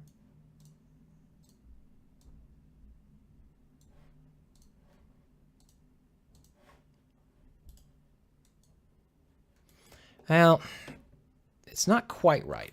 So basically the issue I've got here is that I'm trying to build a continent and also some outlying elements, but I'm really doing it not as well as I could. And one of the things I can do to make it easier is I can actually go ahead and make these super sharp. There's no reason they can't be super sharp. And then when I do this roughen, what I'll do is I will just make it super sharp again. And we will create ourselves some sharp islands in the ocean. And if I end up applying it to all the heights, it's fine. But I need to make sure that, oh no, hold on, this isn't going to work. God damn it. Asterion says he has to go. Bye. But Pinkhair says he has to watch. Hello. So what we're trying to do is we're trying to create these tidal zones. And the way we do that is this here has some tidal elements in it. And so if we fall, break that please. If we fall into the range of between 0.4 and 0.6, we are in like the tidal zone of this planet. And so what we want to do is apply to the height between 0.4 and 0.6, like so. Let's go ahead and break that. And then move this in here. Move this in here. And so now that should only be applied within the tidal zone. The other thing that we've got here is that we are overriding the noise rather than having it add or subtract. So what we're going to do here is we're going to add in some functions. Asterion says don't go up to 1. Well, that's not really the problem in this case. The problem is that I forgot to add in an addition function. So overlay. We're going to go ahead and call it override, add, subtract. So down here, when we set up this noise, we are going to want to have it work based on its setup. But the thing I'm worried about is, okay, so there is a color 32 lerp. So color 32 our color equals this. And then what we'll do is we will go ahead and assign that here. But we're going to want to make sure that we only apply it in the correct way. So if, or switch type, what did I call it? Oh, I haven't created it yet. Public overlay, overlay style. So there we go. So if we do our switch overlay, we can then go ahead and put in a variety of things. So override or default, those are both going to be override. We're just going to go ahead and break. Otherwise, if it's an add, we're going to want to do an addition. We're going to want to add one color to the other. So our color plus equals p.albedo pixels index break. And then we're going to go ahead and say case overlay.subtract. Our color equals p.albedo pixels index minus our color. And then we're going to want to repeat that same process down here.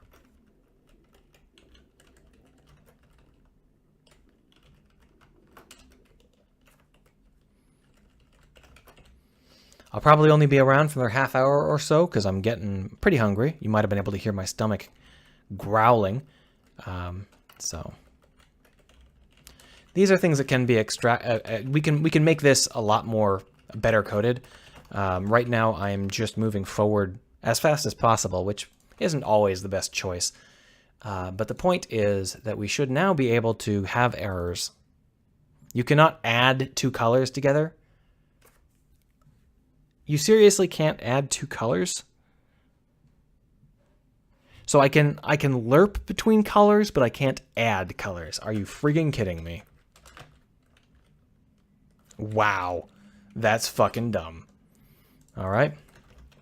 Public color 32. Add colors. Color 32A, color 32B. Byte. C, I don't care. Equals A.R plus B.R. I'll go ahead and say A.R plus equals B.R. A.G plus equals B.G. A.B plus equals B.B. A.A plus equals B.A. Later on, we can even go in and change how that works with the alpha, just for funs. I'm not sure whether or not that's going to work. That should work, because the byte should automatically clamp. If it doesn't automatically clamp, it may end up looping. I'm not sure which way it's implemented in C#.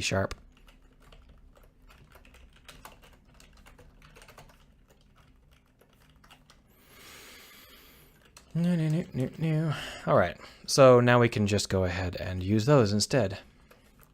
Our color equals add our color, comma, that.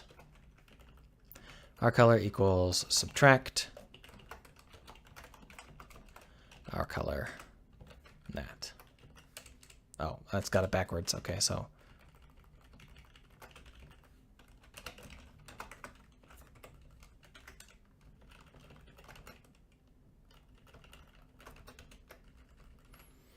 we'll see if it loops or not.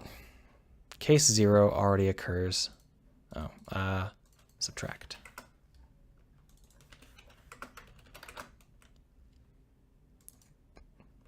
Break. Wow, I got myself all confused. Managed to not type in anything correctly. Doing real well, as you can see. So now we can actually change this from override to add. And in theory, this will help a lot. So what we should see now is block white for the continents. So what we're now seeing for the rest of that is kind of interesting. So if we would just look at the continents, you can see that they look like this. When we apply the roughen, it happens in this mid-range here. And it happens very, very strangely. So it's pretty clear that we're doing something screwy there. That's interesting. So if we run this again, that must be it overlapping. That must be it going over 255 and returning to 0. So if a.r plus b.r is greater than 255, then a.r equals 255. Else, let's do a byte add, I guess. What a pain in the ass this is becoming.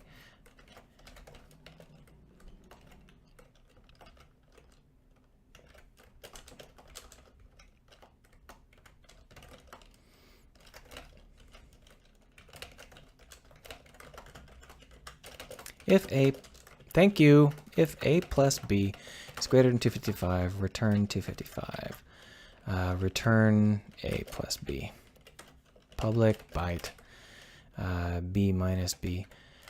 It's funny, my code at work has better byte handling than C# apparently. There's probably a library that I'm just not using correctly. Yeah, there's no like plus values or anything. That's fascinating.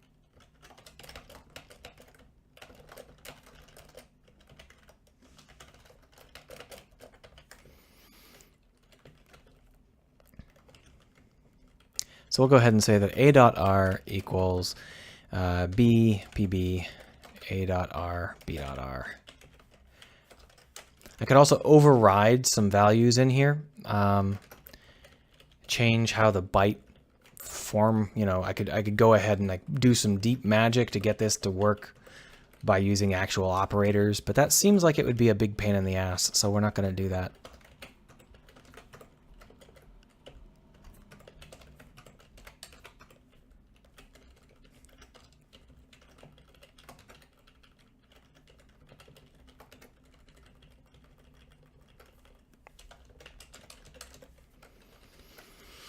Well, let's go ahead and see whether or not that fixes these. No.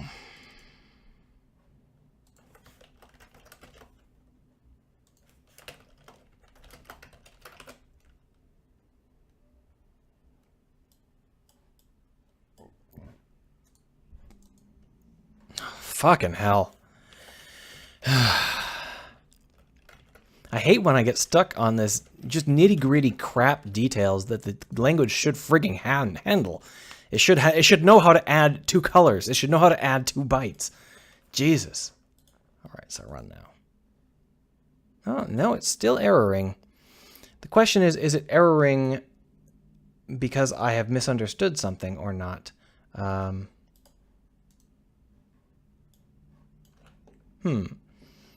So in theory, this roughen characteristic, it should be at 1 almost the whole time.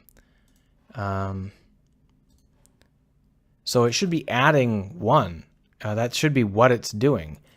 And if we were to sample it, it looks like that. So now I've changed it. So now let's go ahead and try it again here. So you can clearly see that there's something going wrong here because this is darker and that should be impossible. This is set to add, and that means that it should only be able to increase the values of the noise. So we're going to have to debug this and figure out why this very basic, obvious function that should already be included isn't working. So to do that, oh, I can hide this sampling. I don't need that to be public. Give me a moment here. So the add colors seems to be the issue. So we're going to go ahead and put a debug.log in here.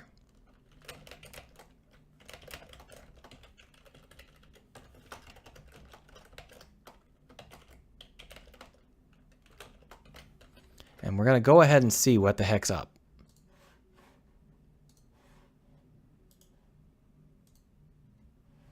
All right, so what we've got here is RGB 155, 155, 115, 115, 115 plus 57 plus 57 plus 57. These get added up correctly. 113, 113, 113, 146, 146. Those get added up correctly. These all seem to be getting added up correctly.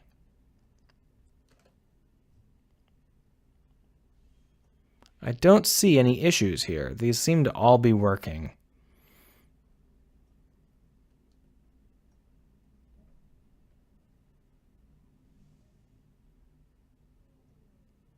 Yeah, these are all working fine.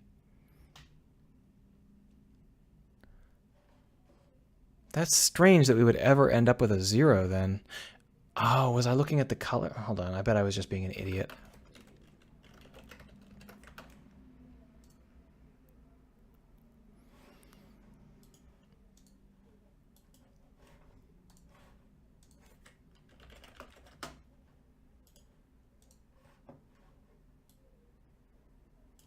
Oh, did I leave an echo in there? Did I not save this? Did it? I left an echo in. God damn it.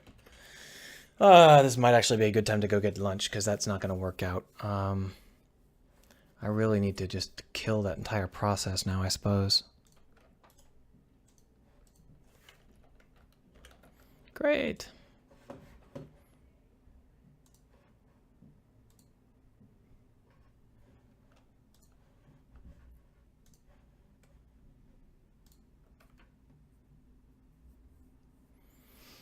Well, I spent quite a bit of time faffing about. I actually did this faster the very first time I did it. Yes, I know you have an error loading a launcher. That's because Unity is incompetent. Why aren't you loading? Jesus.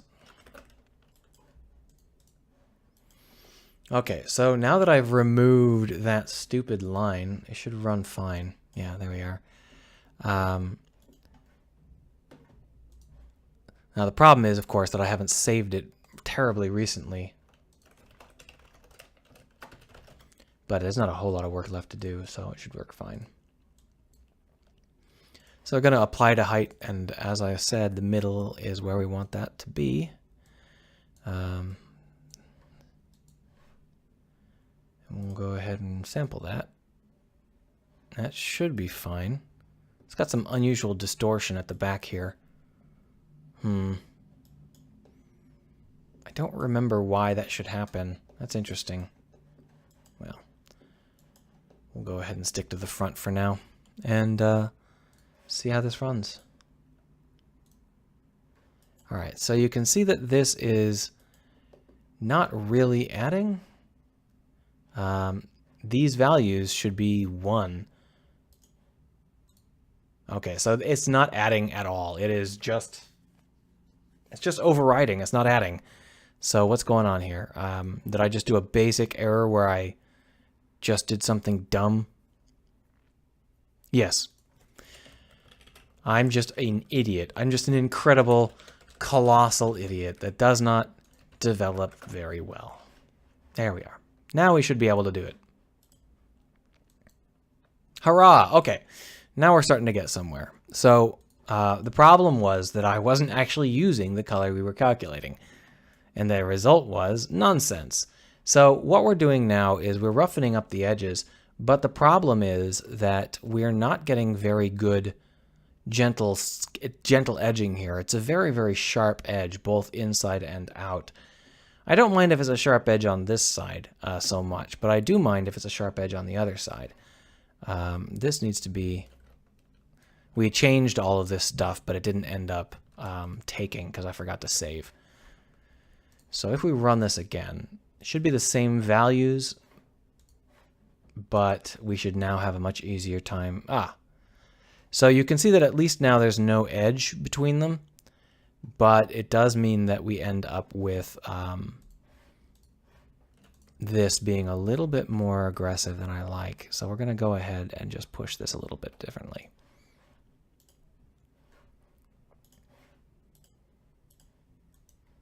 Better. So the inside's now okay. We now have nice blobby interiors. We can do a little bit better, but this outside is really, really sharp. It just like cuts. That doesn't make any sense because that's obviously not what we want. The problem here is probably this, how it's not sloped the right way and is instead sloped backwards. And we're going to go ahead and just change the slope until we figured that it works. Nope.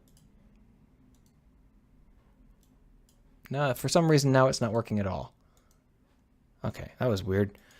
We still have this super crisp edge. So if we look at the raw continents, just them, we can see that it's fairly soft edged. So I'm not sure why the roughen edges is being so hard on itself. Do I need to massage this to be...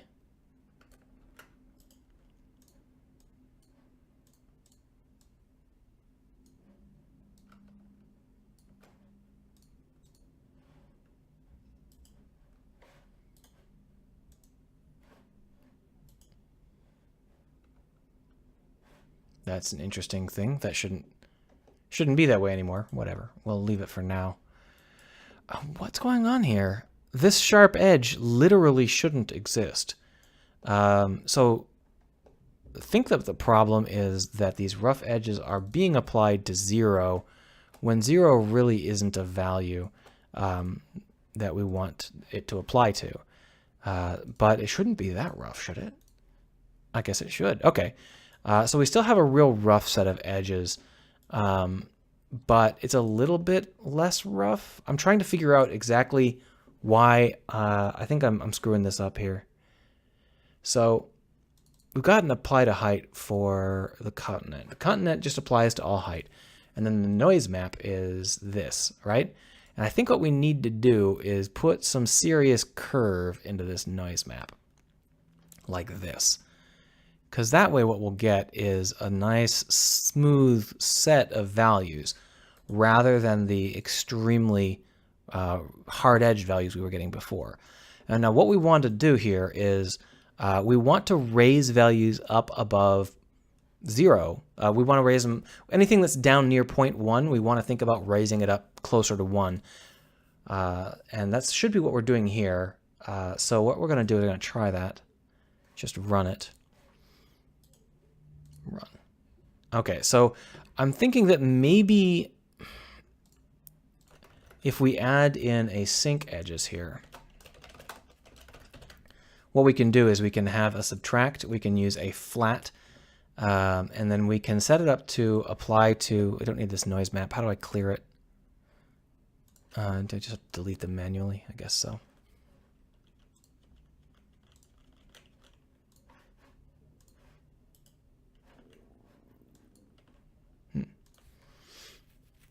Well, it's not going to apply, but that's interesting. So if we set this to apply to a height, we can set it to subtract from a given height. So if we end up inverting this like so, we can tell it to subtract from heights based on this. So if we were to do something like this, this would allow us to subtract from the planet's heights. And that, wow, that didn't work. So for some reason, we've ended up with quite a marvelous set of shenanigans. So this flat should just be a 1. That's clearly not the case. It's clearly doing something because that is not subtracting 1. That's subtracting a noise value. So if we go up here to flat, it should just return a 1, see? So let's go ahead and turn off roughen edges. And just see what's up here. If we do this sync basic noise sample, so that's as flat as it gets. Sample, That is good. Run. Okay, so that worked, but it didn't work quite right. You can see how it's applying to these inner parts more than these outer parts, which shouldn't be the case. Those outer parts should be closer to a 0 height, and so in theory, they should get a lot more attention, but for some reason, they're not. These should get sunk into the sea, but instead they're barely being affected. See that? We're only subtracting out the values that are near 0.5, which doesn't really make any sense. I mean, this does go. Let's go ahead and move it to 1, I suppose, but I'm not sure why it's like that. That's interesting.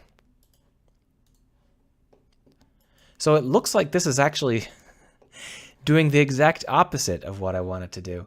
When I tell it to apply to a height of... wait, which direction is this going? So when we take a look at the height map, then it looks at the current height and it exchanges it for a number. So if the current height is near 1, then the number should be 0. The volume should be 0, right? So why is this backwards?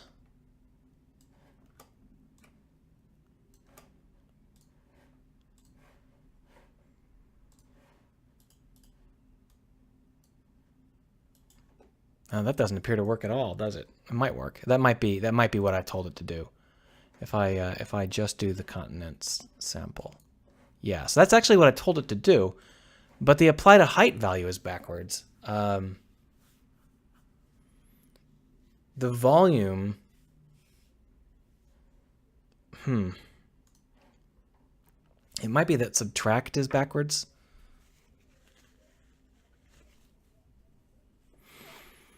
So if I take a look here at our colors, when we have a volume other than 1, what we end up doing is lerping between the current height and our noise value. For our noise value. So that would mean that we'd lerp between whatever the value of the planet is and 1. And we do that for whatever the volume is. So when the volume is 1, it's going to be 1. When the volume is 0, it's going to be whatever the current planet is. And then we convert that over into a byte. And then we create a color based on that. And then if we subtract, we do subtract colors, the p.index and our color.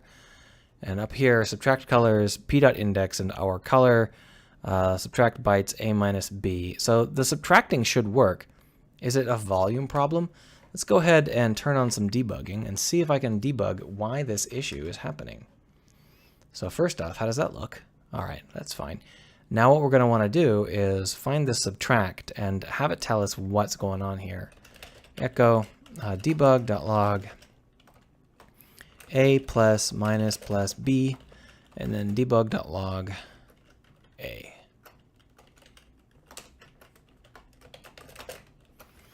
And we're going to go ahead and see what's going on here just for that part.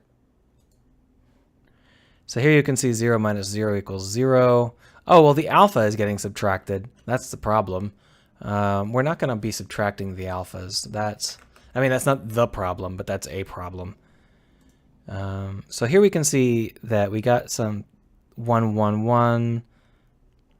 So all of our color is always going to be 0 during these because the height is too high. But here you can see the height drops down rather considerably, I think. And then we try and subtract out our 333.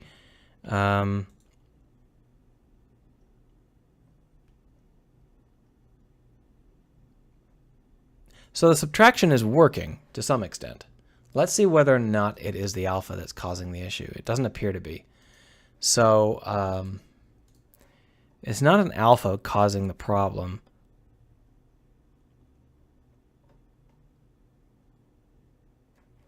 And I can see the numbers add up correctly.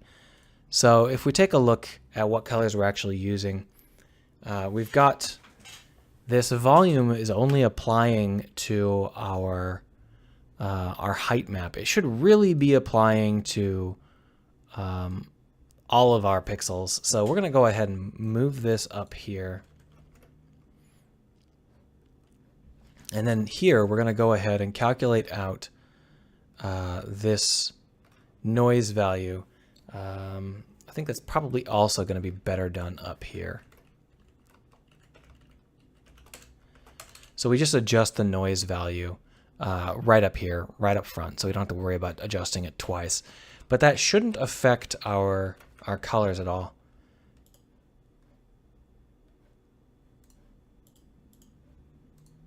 Oh, it does. Oh, because we're not showing the height map, we're showing the actual... That's probably the issue then. Okay, so if I do that, then I'll turn off the debug crap that I just put in. And I will go ahead and see how this looks with a decent scale again. Okay, so that's actually what I intend it to look like. The problem is it doesn't make any sense. Because we're applying to height backwards. See, we say that it should apply more and more to the higher heights and less to the lower heights. But what we're seeing is the opposite. We're seeing where it is applying to the lower heights and not to the higher heights, which is backwards, as I may have just said. So the question is, why is it doing this?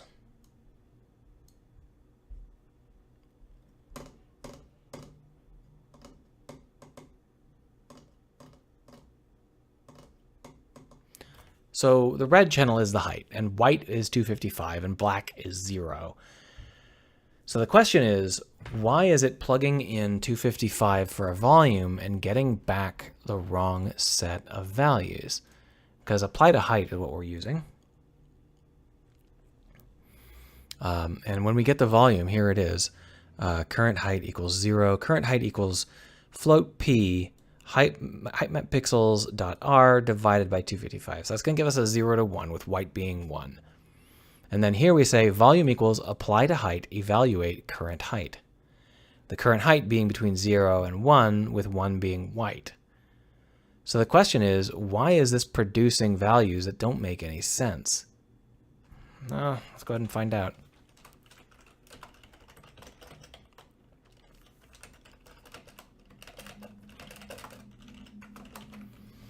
And as before, we have to make sure to turn down the pixel quality here, or we'll get 100,000 messages, and that would be too many. So here you can see that what we've got is a 0 to 0.99, 0 to 0.99, 0 to 0.99. These are all fine. Here, 0.74 to 0.23. So all of these seem to be correct. The question is 0.4 to 0.5. Yeah, that's all correct. So the question is, why doesn't it actually end up correct when we are calculating it? We have the correct volume, which means that we are processing the volume incorrectly somehow. So we don't need this ring. It doesn't make any sense. In fact, we shouldn't even be able to apply to that sort of height. So let's just lower this down to 0.5. And I mean, one of the issues might be that it could be, in theory, that this is not properly propagating up to 0.1. We'll go ahead and fix that. But I don't think so. So if we run this now, it should be the exact same, except we'll move it a little bit. So clearly it is actually working at some level. I don't know why there is this ring. That's really weird. Aren't I reversing the value at some point with a 1 minus? Let's find out. So here's where I set the volume. Then I check if it's less than 0. Then I check if it's not equal to 1. If it's not equal to 1, I change our noise to be based on current height to noise, comma volume. Current height is between 0 and 1. Noise is our current value. Volume at 1, we want to use noise, not 0. We want to use current height. So then we say the byte that we're aiming for is that noise value. I don't think we ever invert the volume. That would have been a good find, but I don't think that's the case. One thing it might be is...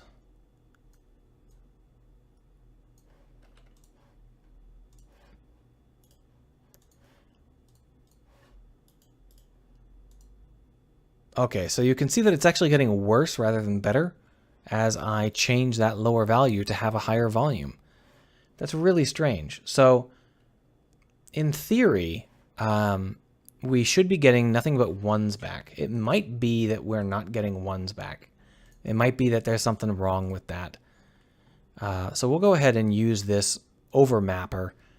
But that would be very strange because that's pretty basic.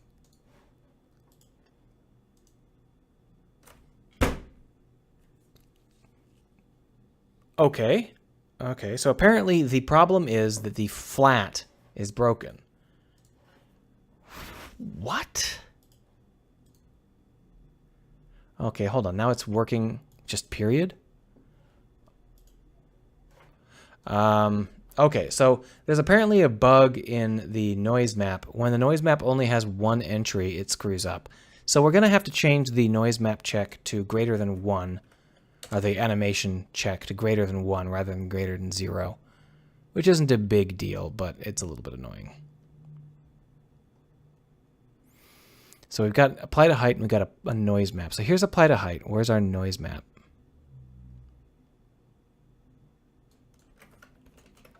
There.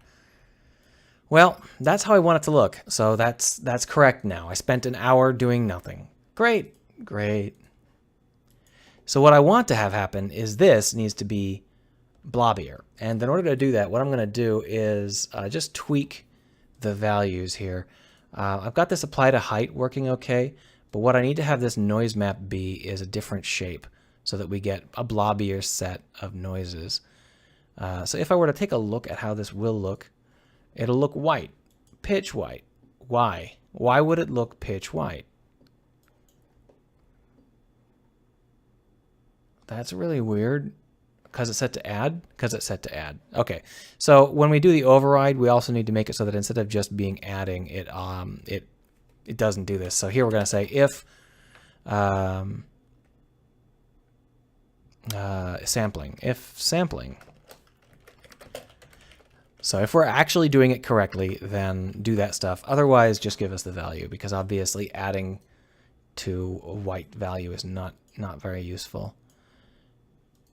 There we are. Sampling. Okay, so now we can actually see what we're getting, and that's good. So when we go over here to the continental plates, low poly planet, hit run. So here's the weird thing. I got really good results out of this exact same approach, like earlier this week. But the difference is that when I did it earlier this week, instead of using an animation curve for the application, I went ahead and just did it pretty flat. So what we're going to want to do here is try to make this a little bit better. Let's go ahead and delete a whole bunch of points. And then we'll just take a look here. Because I was using, let's go back to basics here. We're using a raw, blurry noise field. And then for our roughen edges, let's see whether that fixes it, because I'll feel kind of dumb if that does. But okay, so that doesn't fix it, but it also isn't as bad as you might expect. So for roughen edges, we're going to apply to the height. Let's go ahead and bring this down a little bit further. We can delete this one. And then our noise map, we can go ahead and leave that fairly jagged. When we sample that, we're going to get something that's fairly crisp, but not hugely crisp. And then when we sync the edges, we're going to want to subtract from values. So we're going to go ahead and make this a lot sharper. Should be fine.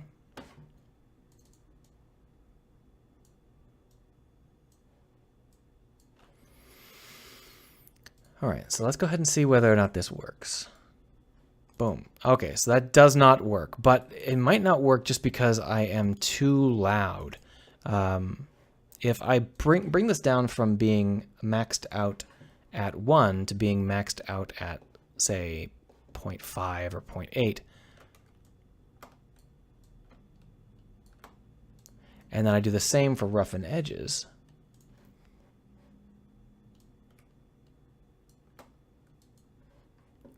It's a smiley, yep. But I don't need a smiley today.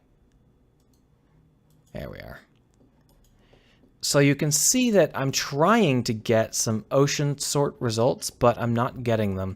I think the problem is that my noise map for the continent is really blurry, and it's not weighted correctly. I do know that I used to do it more like this, so let's go ahead and see whether or not that works.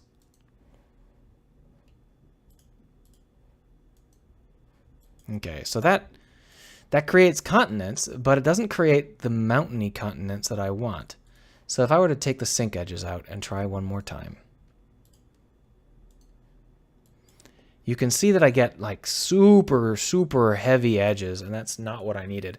So this rough edges thing is not working very well. So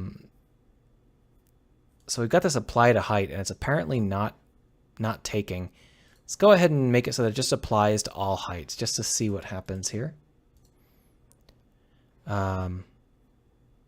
Okay, so you can see that we got the vague blur. I don't even know if you can see that on YouTube, but the vague blur of the continents is being overwhelmed by the chattering of this noise that we've got here.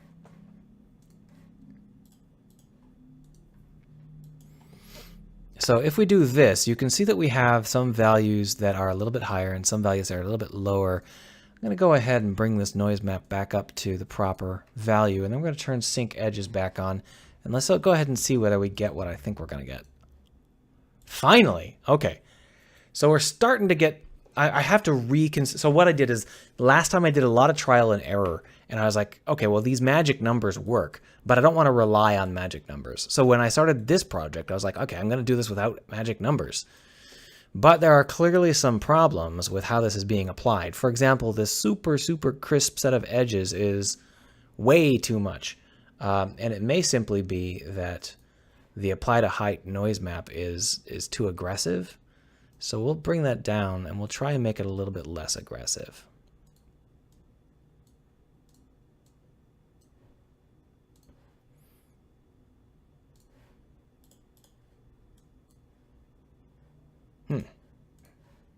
It is exactly as aggressive as it was before. Interesting.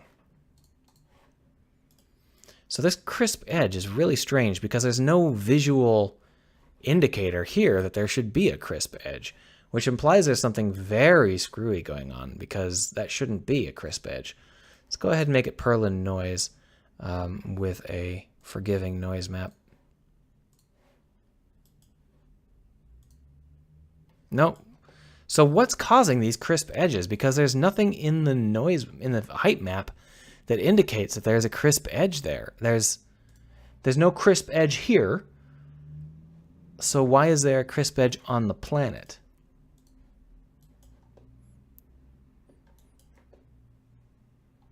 That's so weird. Let's go ahead and randomize it and see whether or not we get the crisp edge in the same place.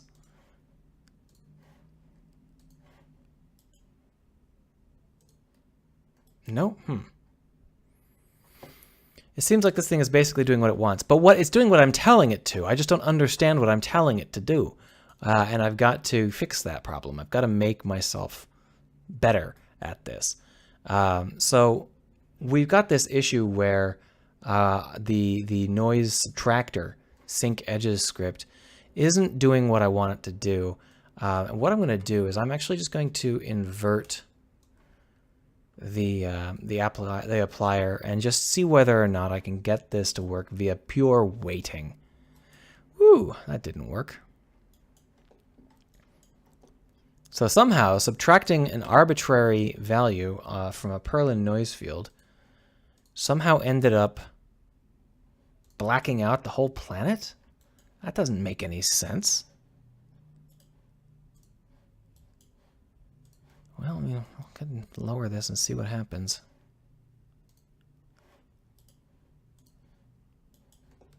What? Oh, I know what the problem is. So I figured out what the issue is, and I knew it was a bug. I just couldn't figure out what the bug was. The bug is that when we're in subtract mode and we apply at less than a certain percentage, what happens is we actually take the existing height value as our value. So rather than adding a specific percent, instead of applying it 10%, we are taking the height map value and saying we're 90% of the way to the height map value. If we're subtracting or adding, we end up doubling or tripling. So we need to change this out so that instead of taking a height mapped value, we're going to lerp between the two values. So we're going to go ahead and hide this for now. And instead what we're going to do is when we create our color, we're going to go ahead and lerp between the colors. So if volume does not equal 1, then our color equals color32.lerp. Our color, sorry, it's the p.albedo pixels index, our color volume. But the problem is that we're ending up with this nastiness here. So we actually want to do this after we calculate out our values. See? So if we do it like this, then we end up with a situation where our color is properly applied at a certain volume rather than changing our color to match the background and then applying an addition or subtraction that doesn't make sense. So hopefully you can see what I just did, and that should work out. Let's go ahead and try it. Finally! Oh, that fixed all of my problems, guys. All of the issues I was having were because of that problem, because it was affecting the addition as well. So I was like, why isn't this working out at all like it used to work out? Well, because before I was doing the math differently. And now it's working out just fine. This is how I wanted it to look. Not exactly, but this is how I thought it would look. And I was like, why isn't this ticking? It's not ticking because I'm an idiot. That's fine. It's fine. It's okay if I'm an idiot as long as I can figure it out by the end of the day, right? So here we have an addition where we are applying to the height map where it's just going to be 1 across this entire thing. We're going to go ahead and switch that out so that it's going to be applying to the height map in the middle.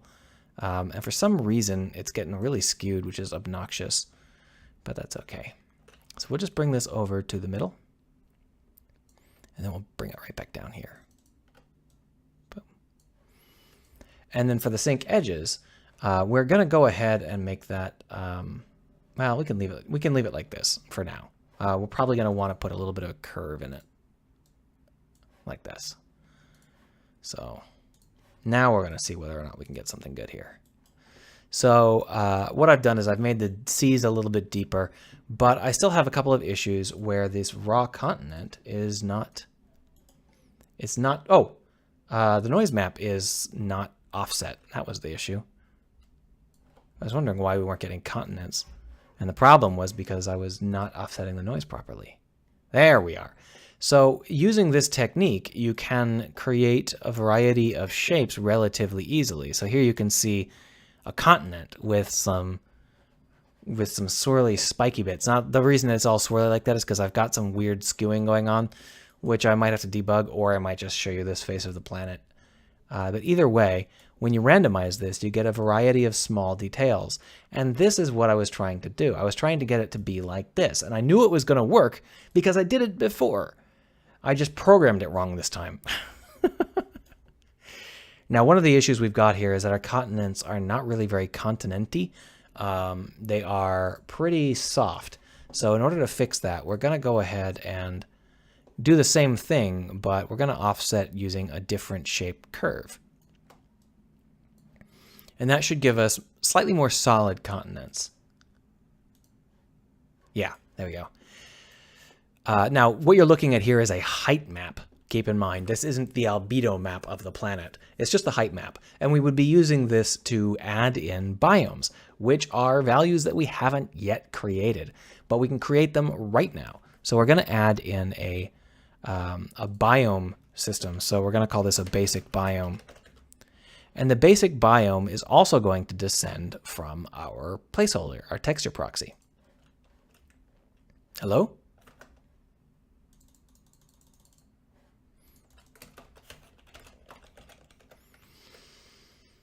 All right, so with this in mind, what we can do is we can have it have some values that we can use for our biome. So we're going to want a color, biome color. We're also going to want to have a height to apply to. So public animation curve, applied height.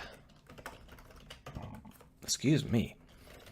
So here we're going to have an override process here. We don't need any noise values for this, at least not as it stands. We may do some noise. We may do some noise with our colors later, but for now this is fine. And what we're going to want to do is we're going to want to take the height and we're going to want to see whether or not our biome color should be applied.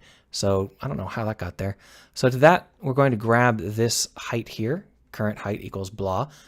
And that will apply and allow us to fetch the height. The problem is that if we are sampling this, we're not going to get any sort of information. So we're going to go ahead and say current height equals, so float volume equals 1, current height equals 0. If not sampling, then we're going to want to do this. So current height equals this.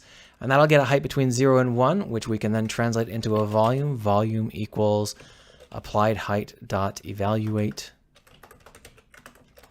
current height. But we only do that if our current height, if our applied height dot keys key count length is greater than 1. Volume equals this.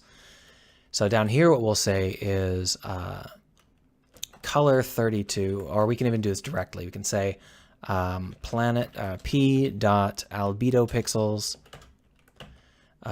index equals color 32 dot lerp p dot albedo pixels index comma our color, which we haven't actually decided on. We don't have to calculate, rather. We just have it, and we just apply it at the volume level. And that's really quite straightforward, as you can see, but because it's lerping between several colors, we can get some good results. So over here on the low poly planet, we're going to switch off show height map, and we're going to go ahead and apply some new biome data. So stick a biome in here, and our biome color is going to be bright green, just so that we can see it right away. And we're going to apply this to the Midlands, just because it's easiest to apply it to the Midlands. There we are.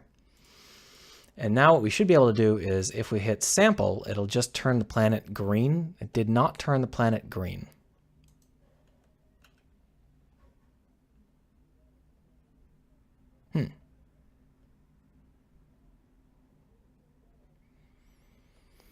I thought it would turn the planet green if I was sampling, because the volume should be 1 and the biome color should be green.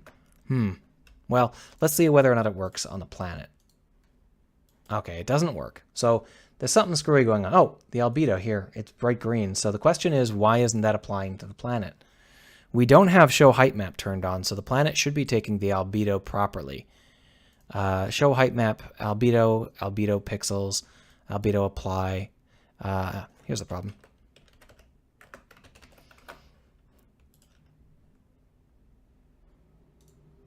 There we are. And you can see it is this ridiculous green, right? It's just hilariously green. So if we wanted to try and make it a little bit less awful, we could go ahead and break this and then just make it spike. And we could definitely keep adjusting this. Yeah, definitely. Until it is more like what we want it to be. The problem is that for some reason the sample, oh, now it works. It didn't work before and it works now, whatever. If we run this, you can see now we only have that vivid, obnoxious green in the Midlands.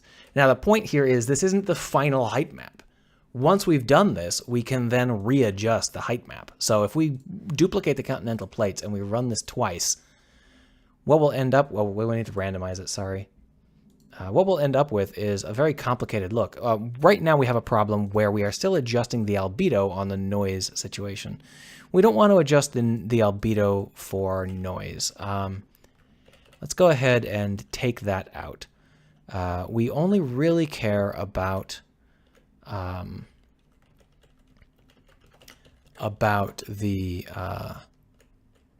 height map pixels.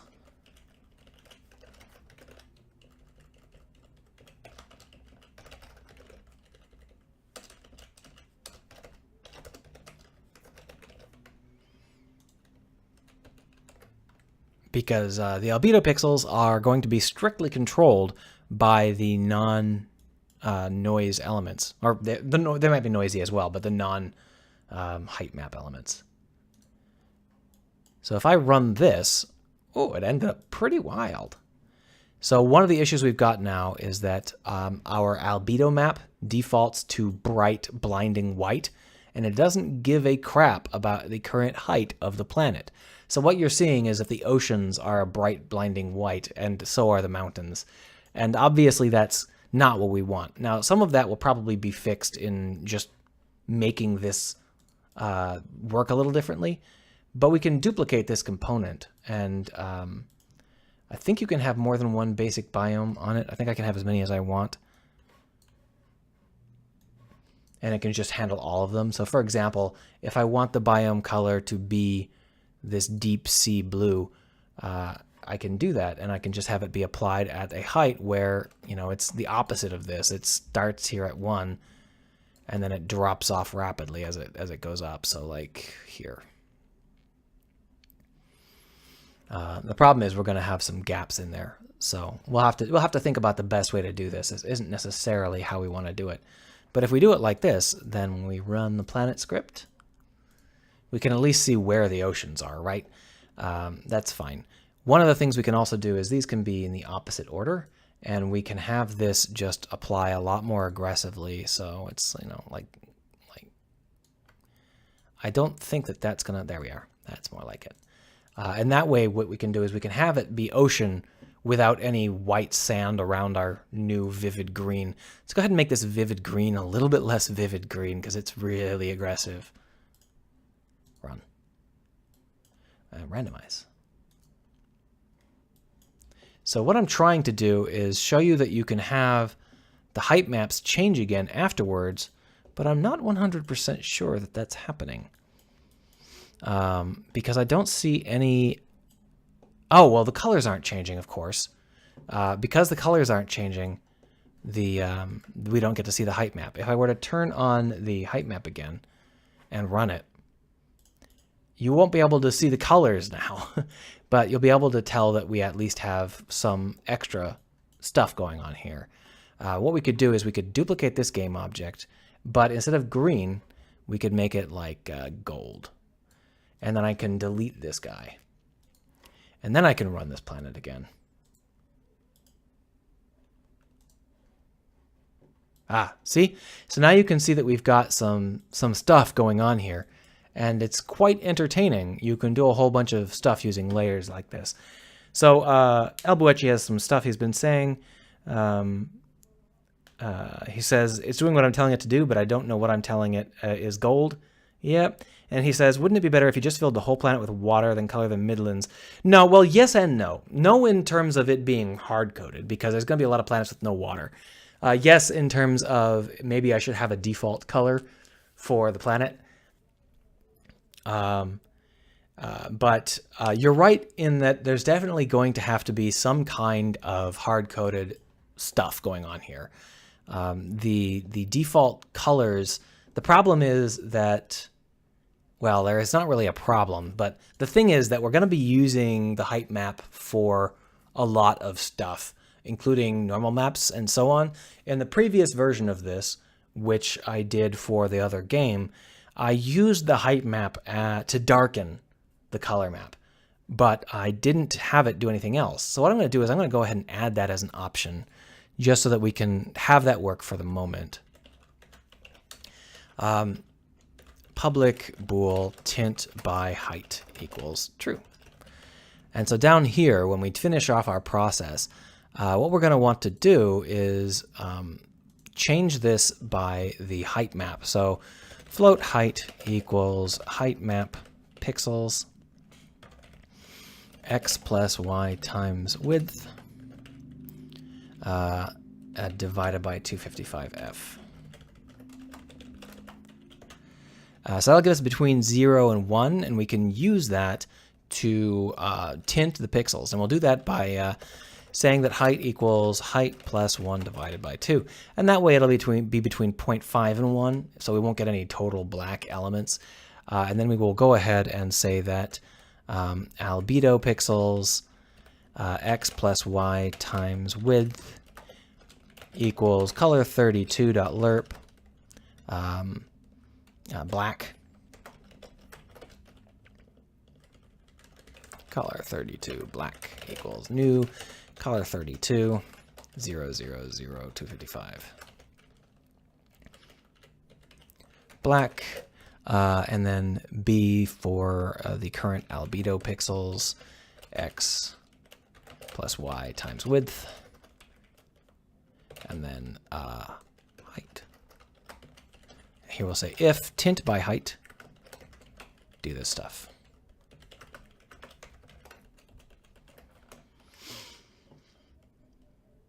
Grind, grind, grind, grind, grind, grind, grind, grind.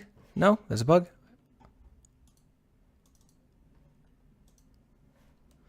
Okay, so float height equals height map pixels dot width dot r. There we are. So now let's run it. There. So now you can see the height, sort of, in that it darkens everything that's lower down. And you can see our new C's that cut across our continents, because our continents are not set to addition, they're set to override, which means that our second continents won't add to the first continents. They'll just override the first continents. If we wanted it to add, we could do that. We could just go down here to the continental plates and change this to add. And then if we run it, we get a different set of results. Yeah, and so now we don't have any lowlands in our continents. Instead, what we've got is just extra high places, like this quote-unquote ocean, which is not an ocean. It's quite high. So the result here is what we're trying to do is allow for a set of passes with noise where we can set it up to have specific biomes and then alter the height values and then change those biomes again. And the result of that should be that we can have a nice setup where we can grow biomes. So if you apply a color for a biome and then you move on and change the heights and apply a new color, parts of that biome will now be overwritten and parts won't be. Now, I think I'm going to go ahead and sign off for the day because it's getting fairly late and I'm getting hungry. Now, I will be back. I'll be broadcasting again tomorrow and probably the next day, no problem. I mean, for certain. And what we're going to need to do is just continue working on our noises, our planetary maps. Now that it's starting to look better, I expect that I'll probably get a couple more viewers than normal because it no longer looks like I just don't know math. It now looks like I am mediocre at programming or at art rather than not knowing math. Whereas most of this time I spent just desperately trying to get basic math working. Still, I hope you can see the potential here. If you can't, you can look at my last video, which did in fact contain full-fledged planets that look great. We'll be going in that direction here, but with a different focus. Elboichi says, are you going to be using this stuff for your main project? Not sure yet. I know that I'm going to be using something similar to this for my main project, but it depends on the functionality that I need. Right now what I'm doing is I'm cementing my understanding of noise. Noise is something where if you have a distinct understanding of it and it works in your head, you can use it in a lot of cool ways. But if you're kind of iffy on it, you're going to have a hard time getting it to really work right. So what I'm doing is I'm trying to get my noise to work right so that I can figure out how my planets actually look. And once I get that figured out, there shouldn't be any trouble in setting it up to work better on other situations. This stretching is really getting me down, though. I wonder, there has to be a way to fix it. I'm not sure exactly why it's doing that, but I think it was also doing that on the previous project, so it's probably a problem with how I'm doing my math. Alboicha says he's pretty impressed with what I'm getting done with just noise. Oh, you haven't seen anything yet, because these planets don't have anything like metallicity or anything like that. But basically, I'm trying to master noise. This week, it's the noise week. I'm mastering noise. And then once I've mastered the noise, whether I use this exact code or some other code is largely irrelevant, because it's the same concepts. Anyway, thank you for stopping by, those of you who stuck with me until I got too hungry to continue. I'll see you tomorrow if you want to stop back in, and you can definitely play this game when I'm done with it by the end of next week. Thanks for your time, and see you later. Where's the stop button?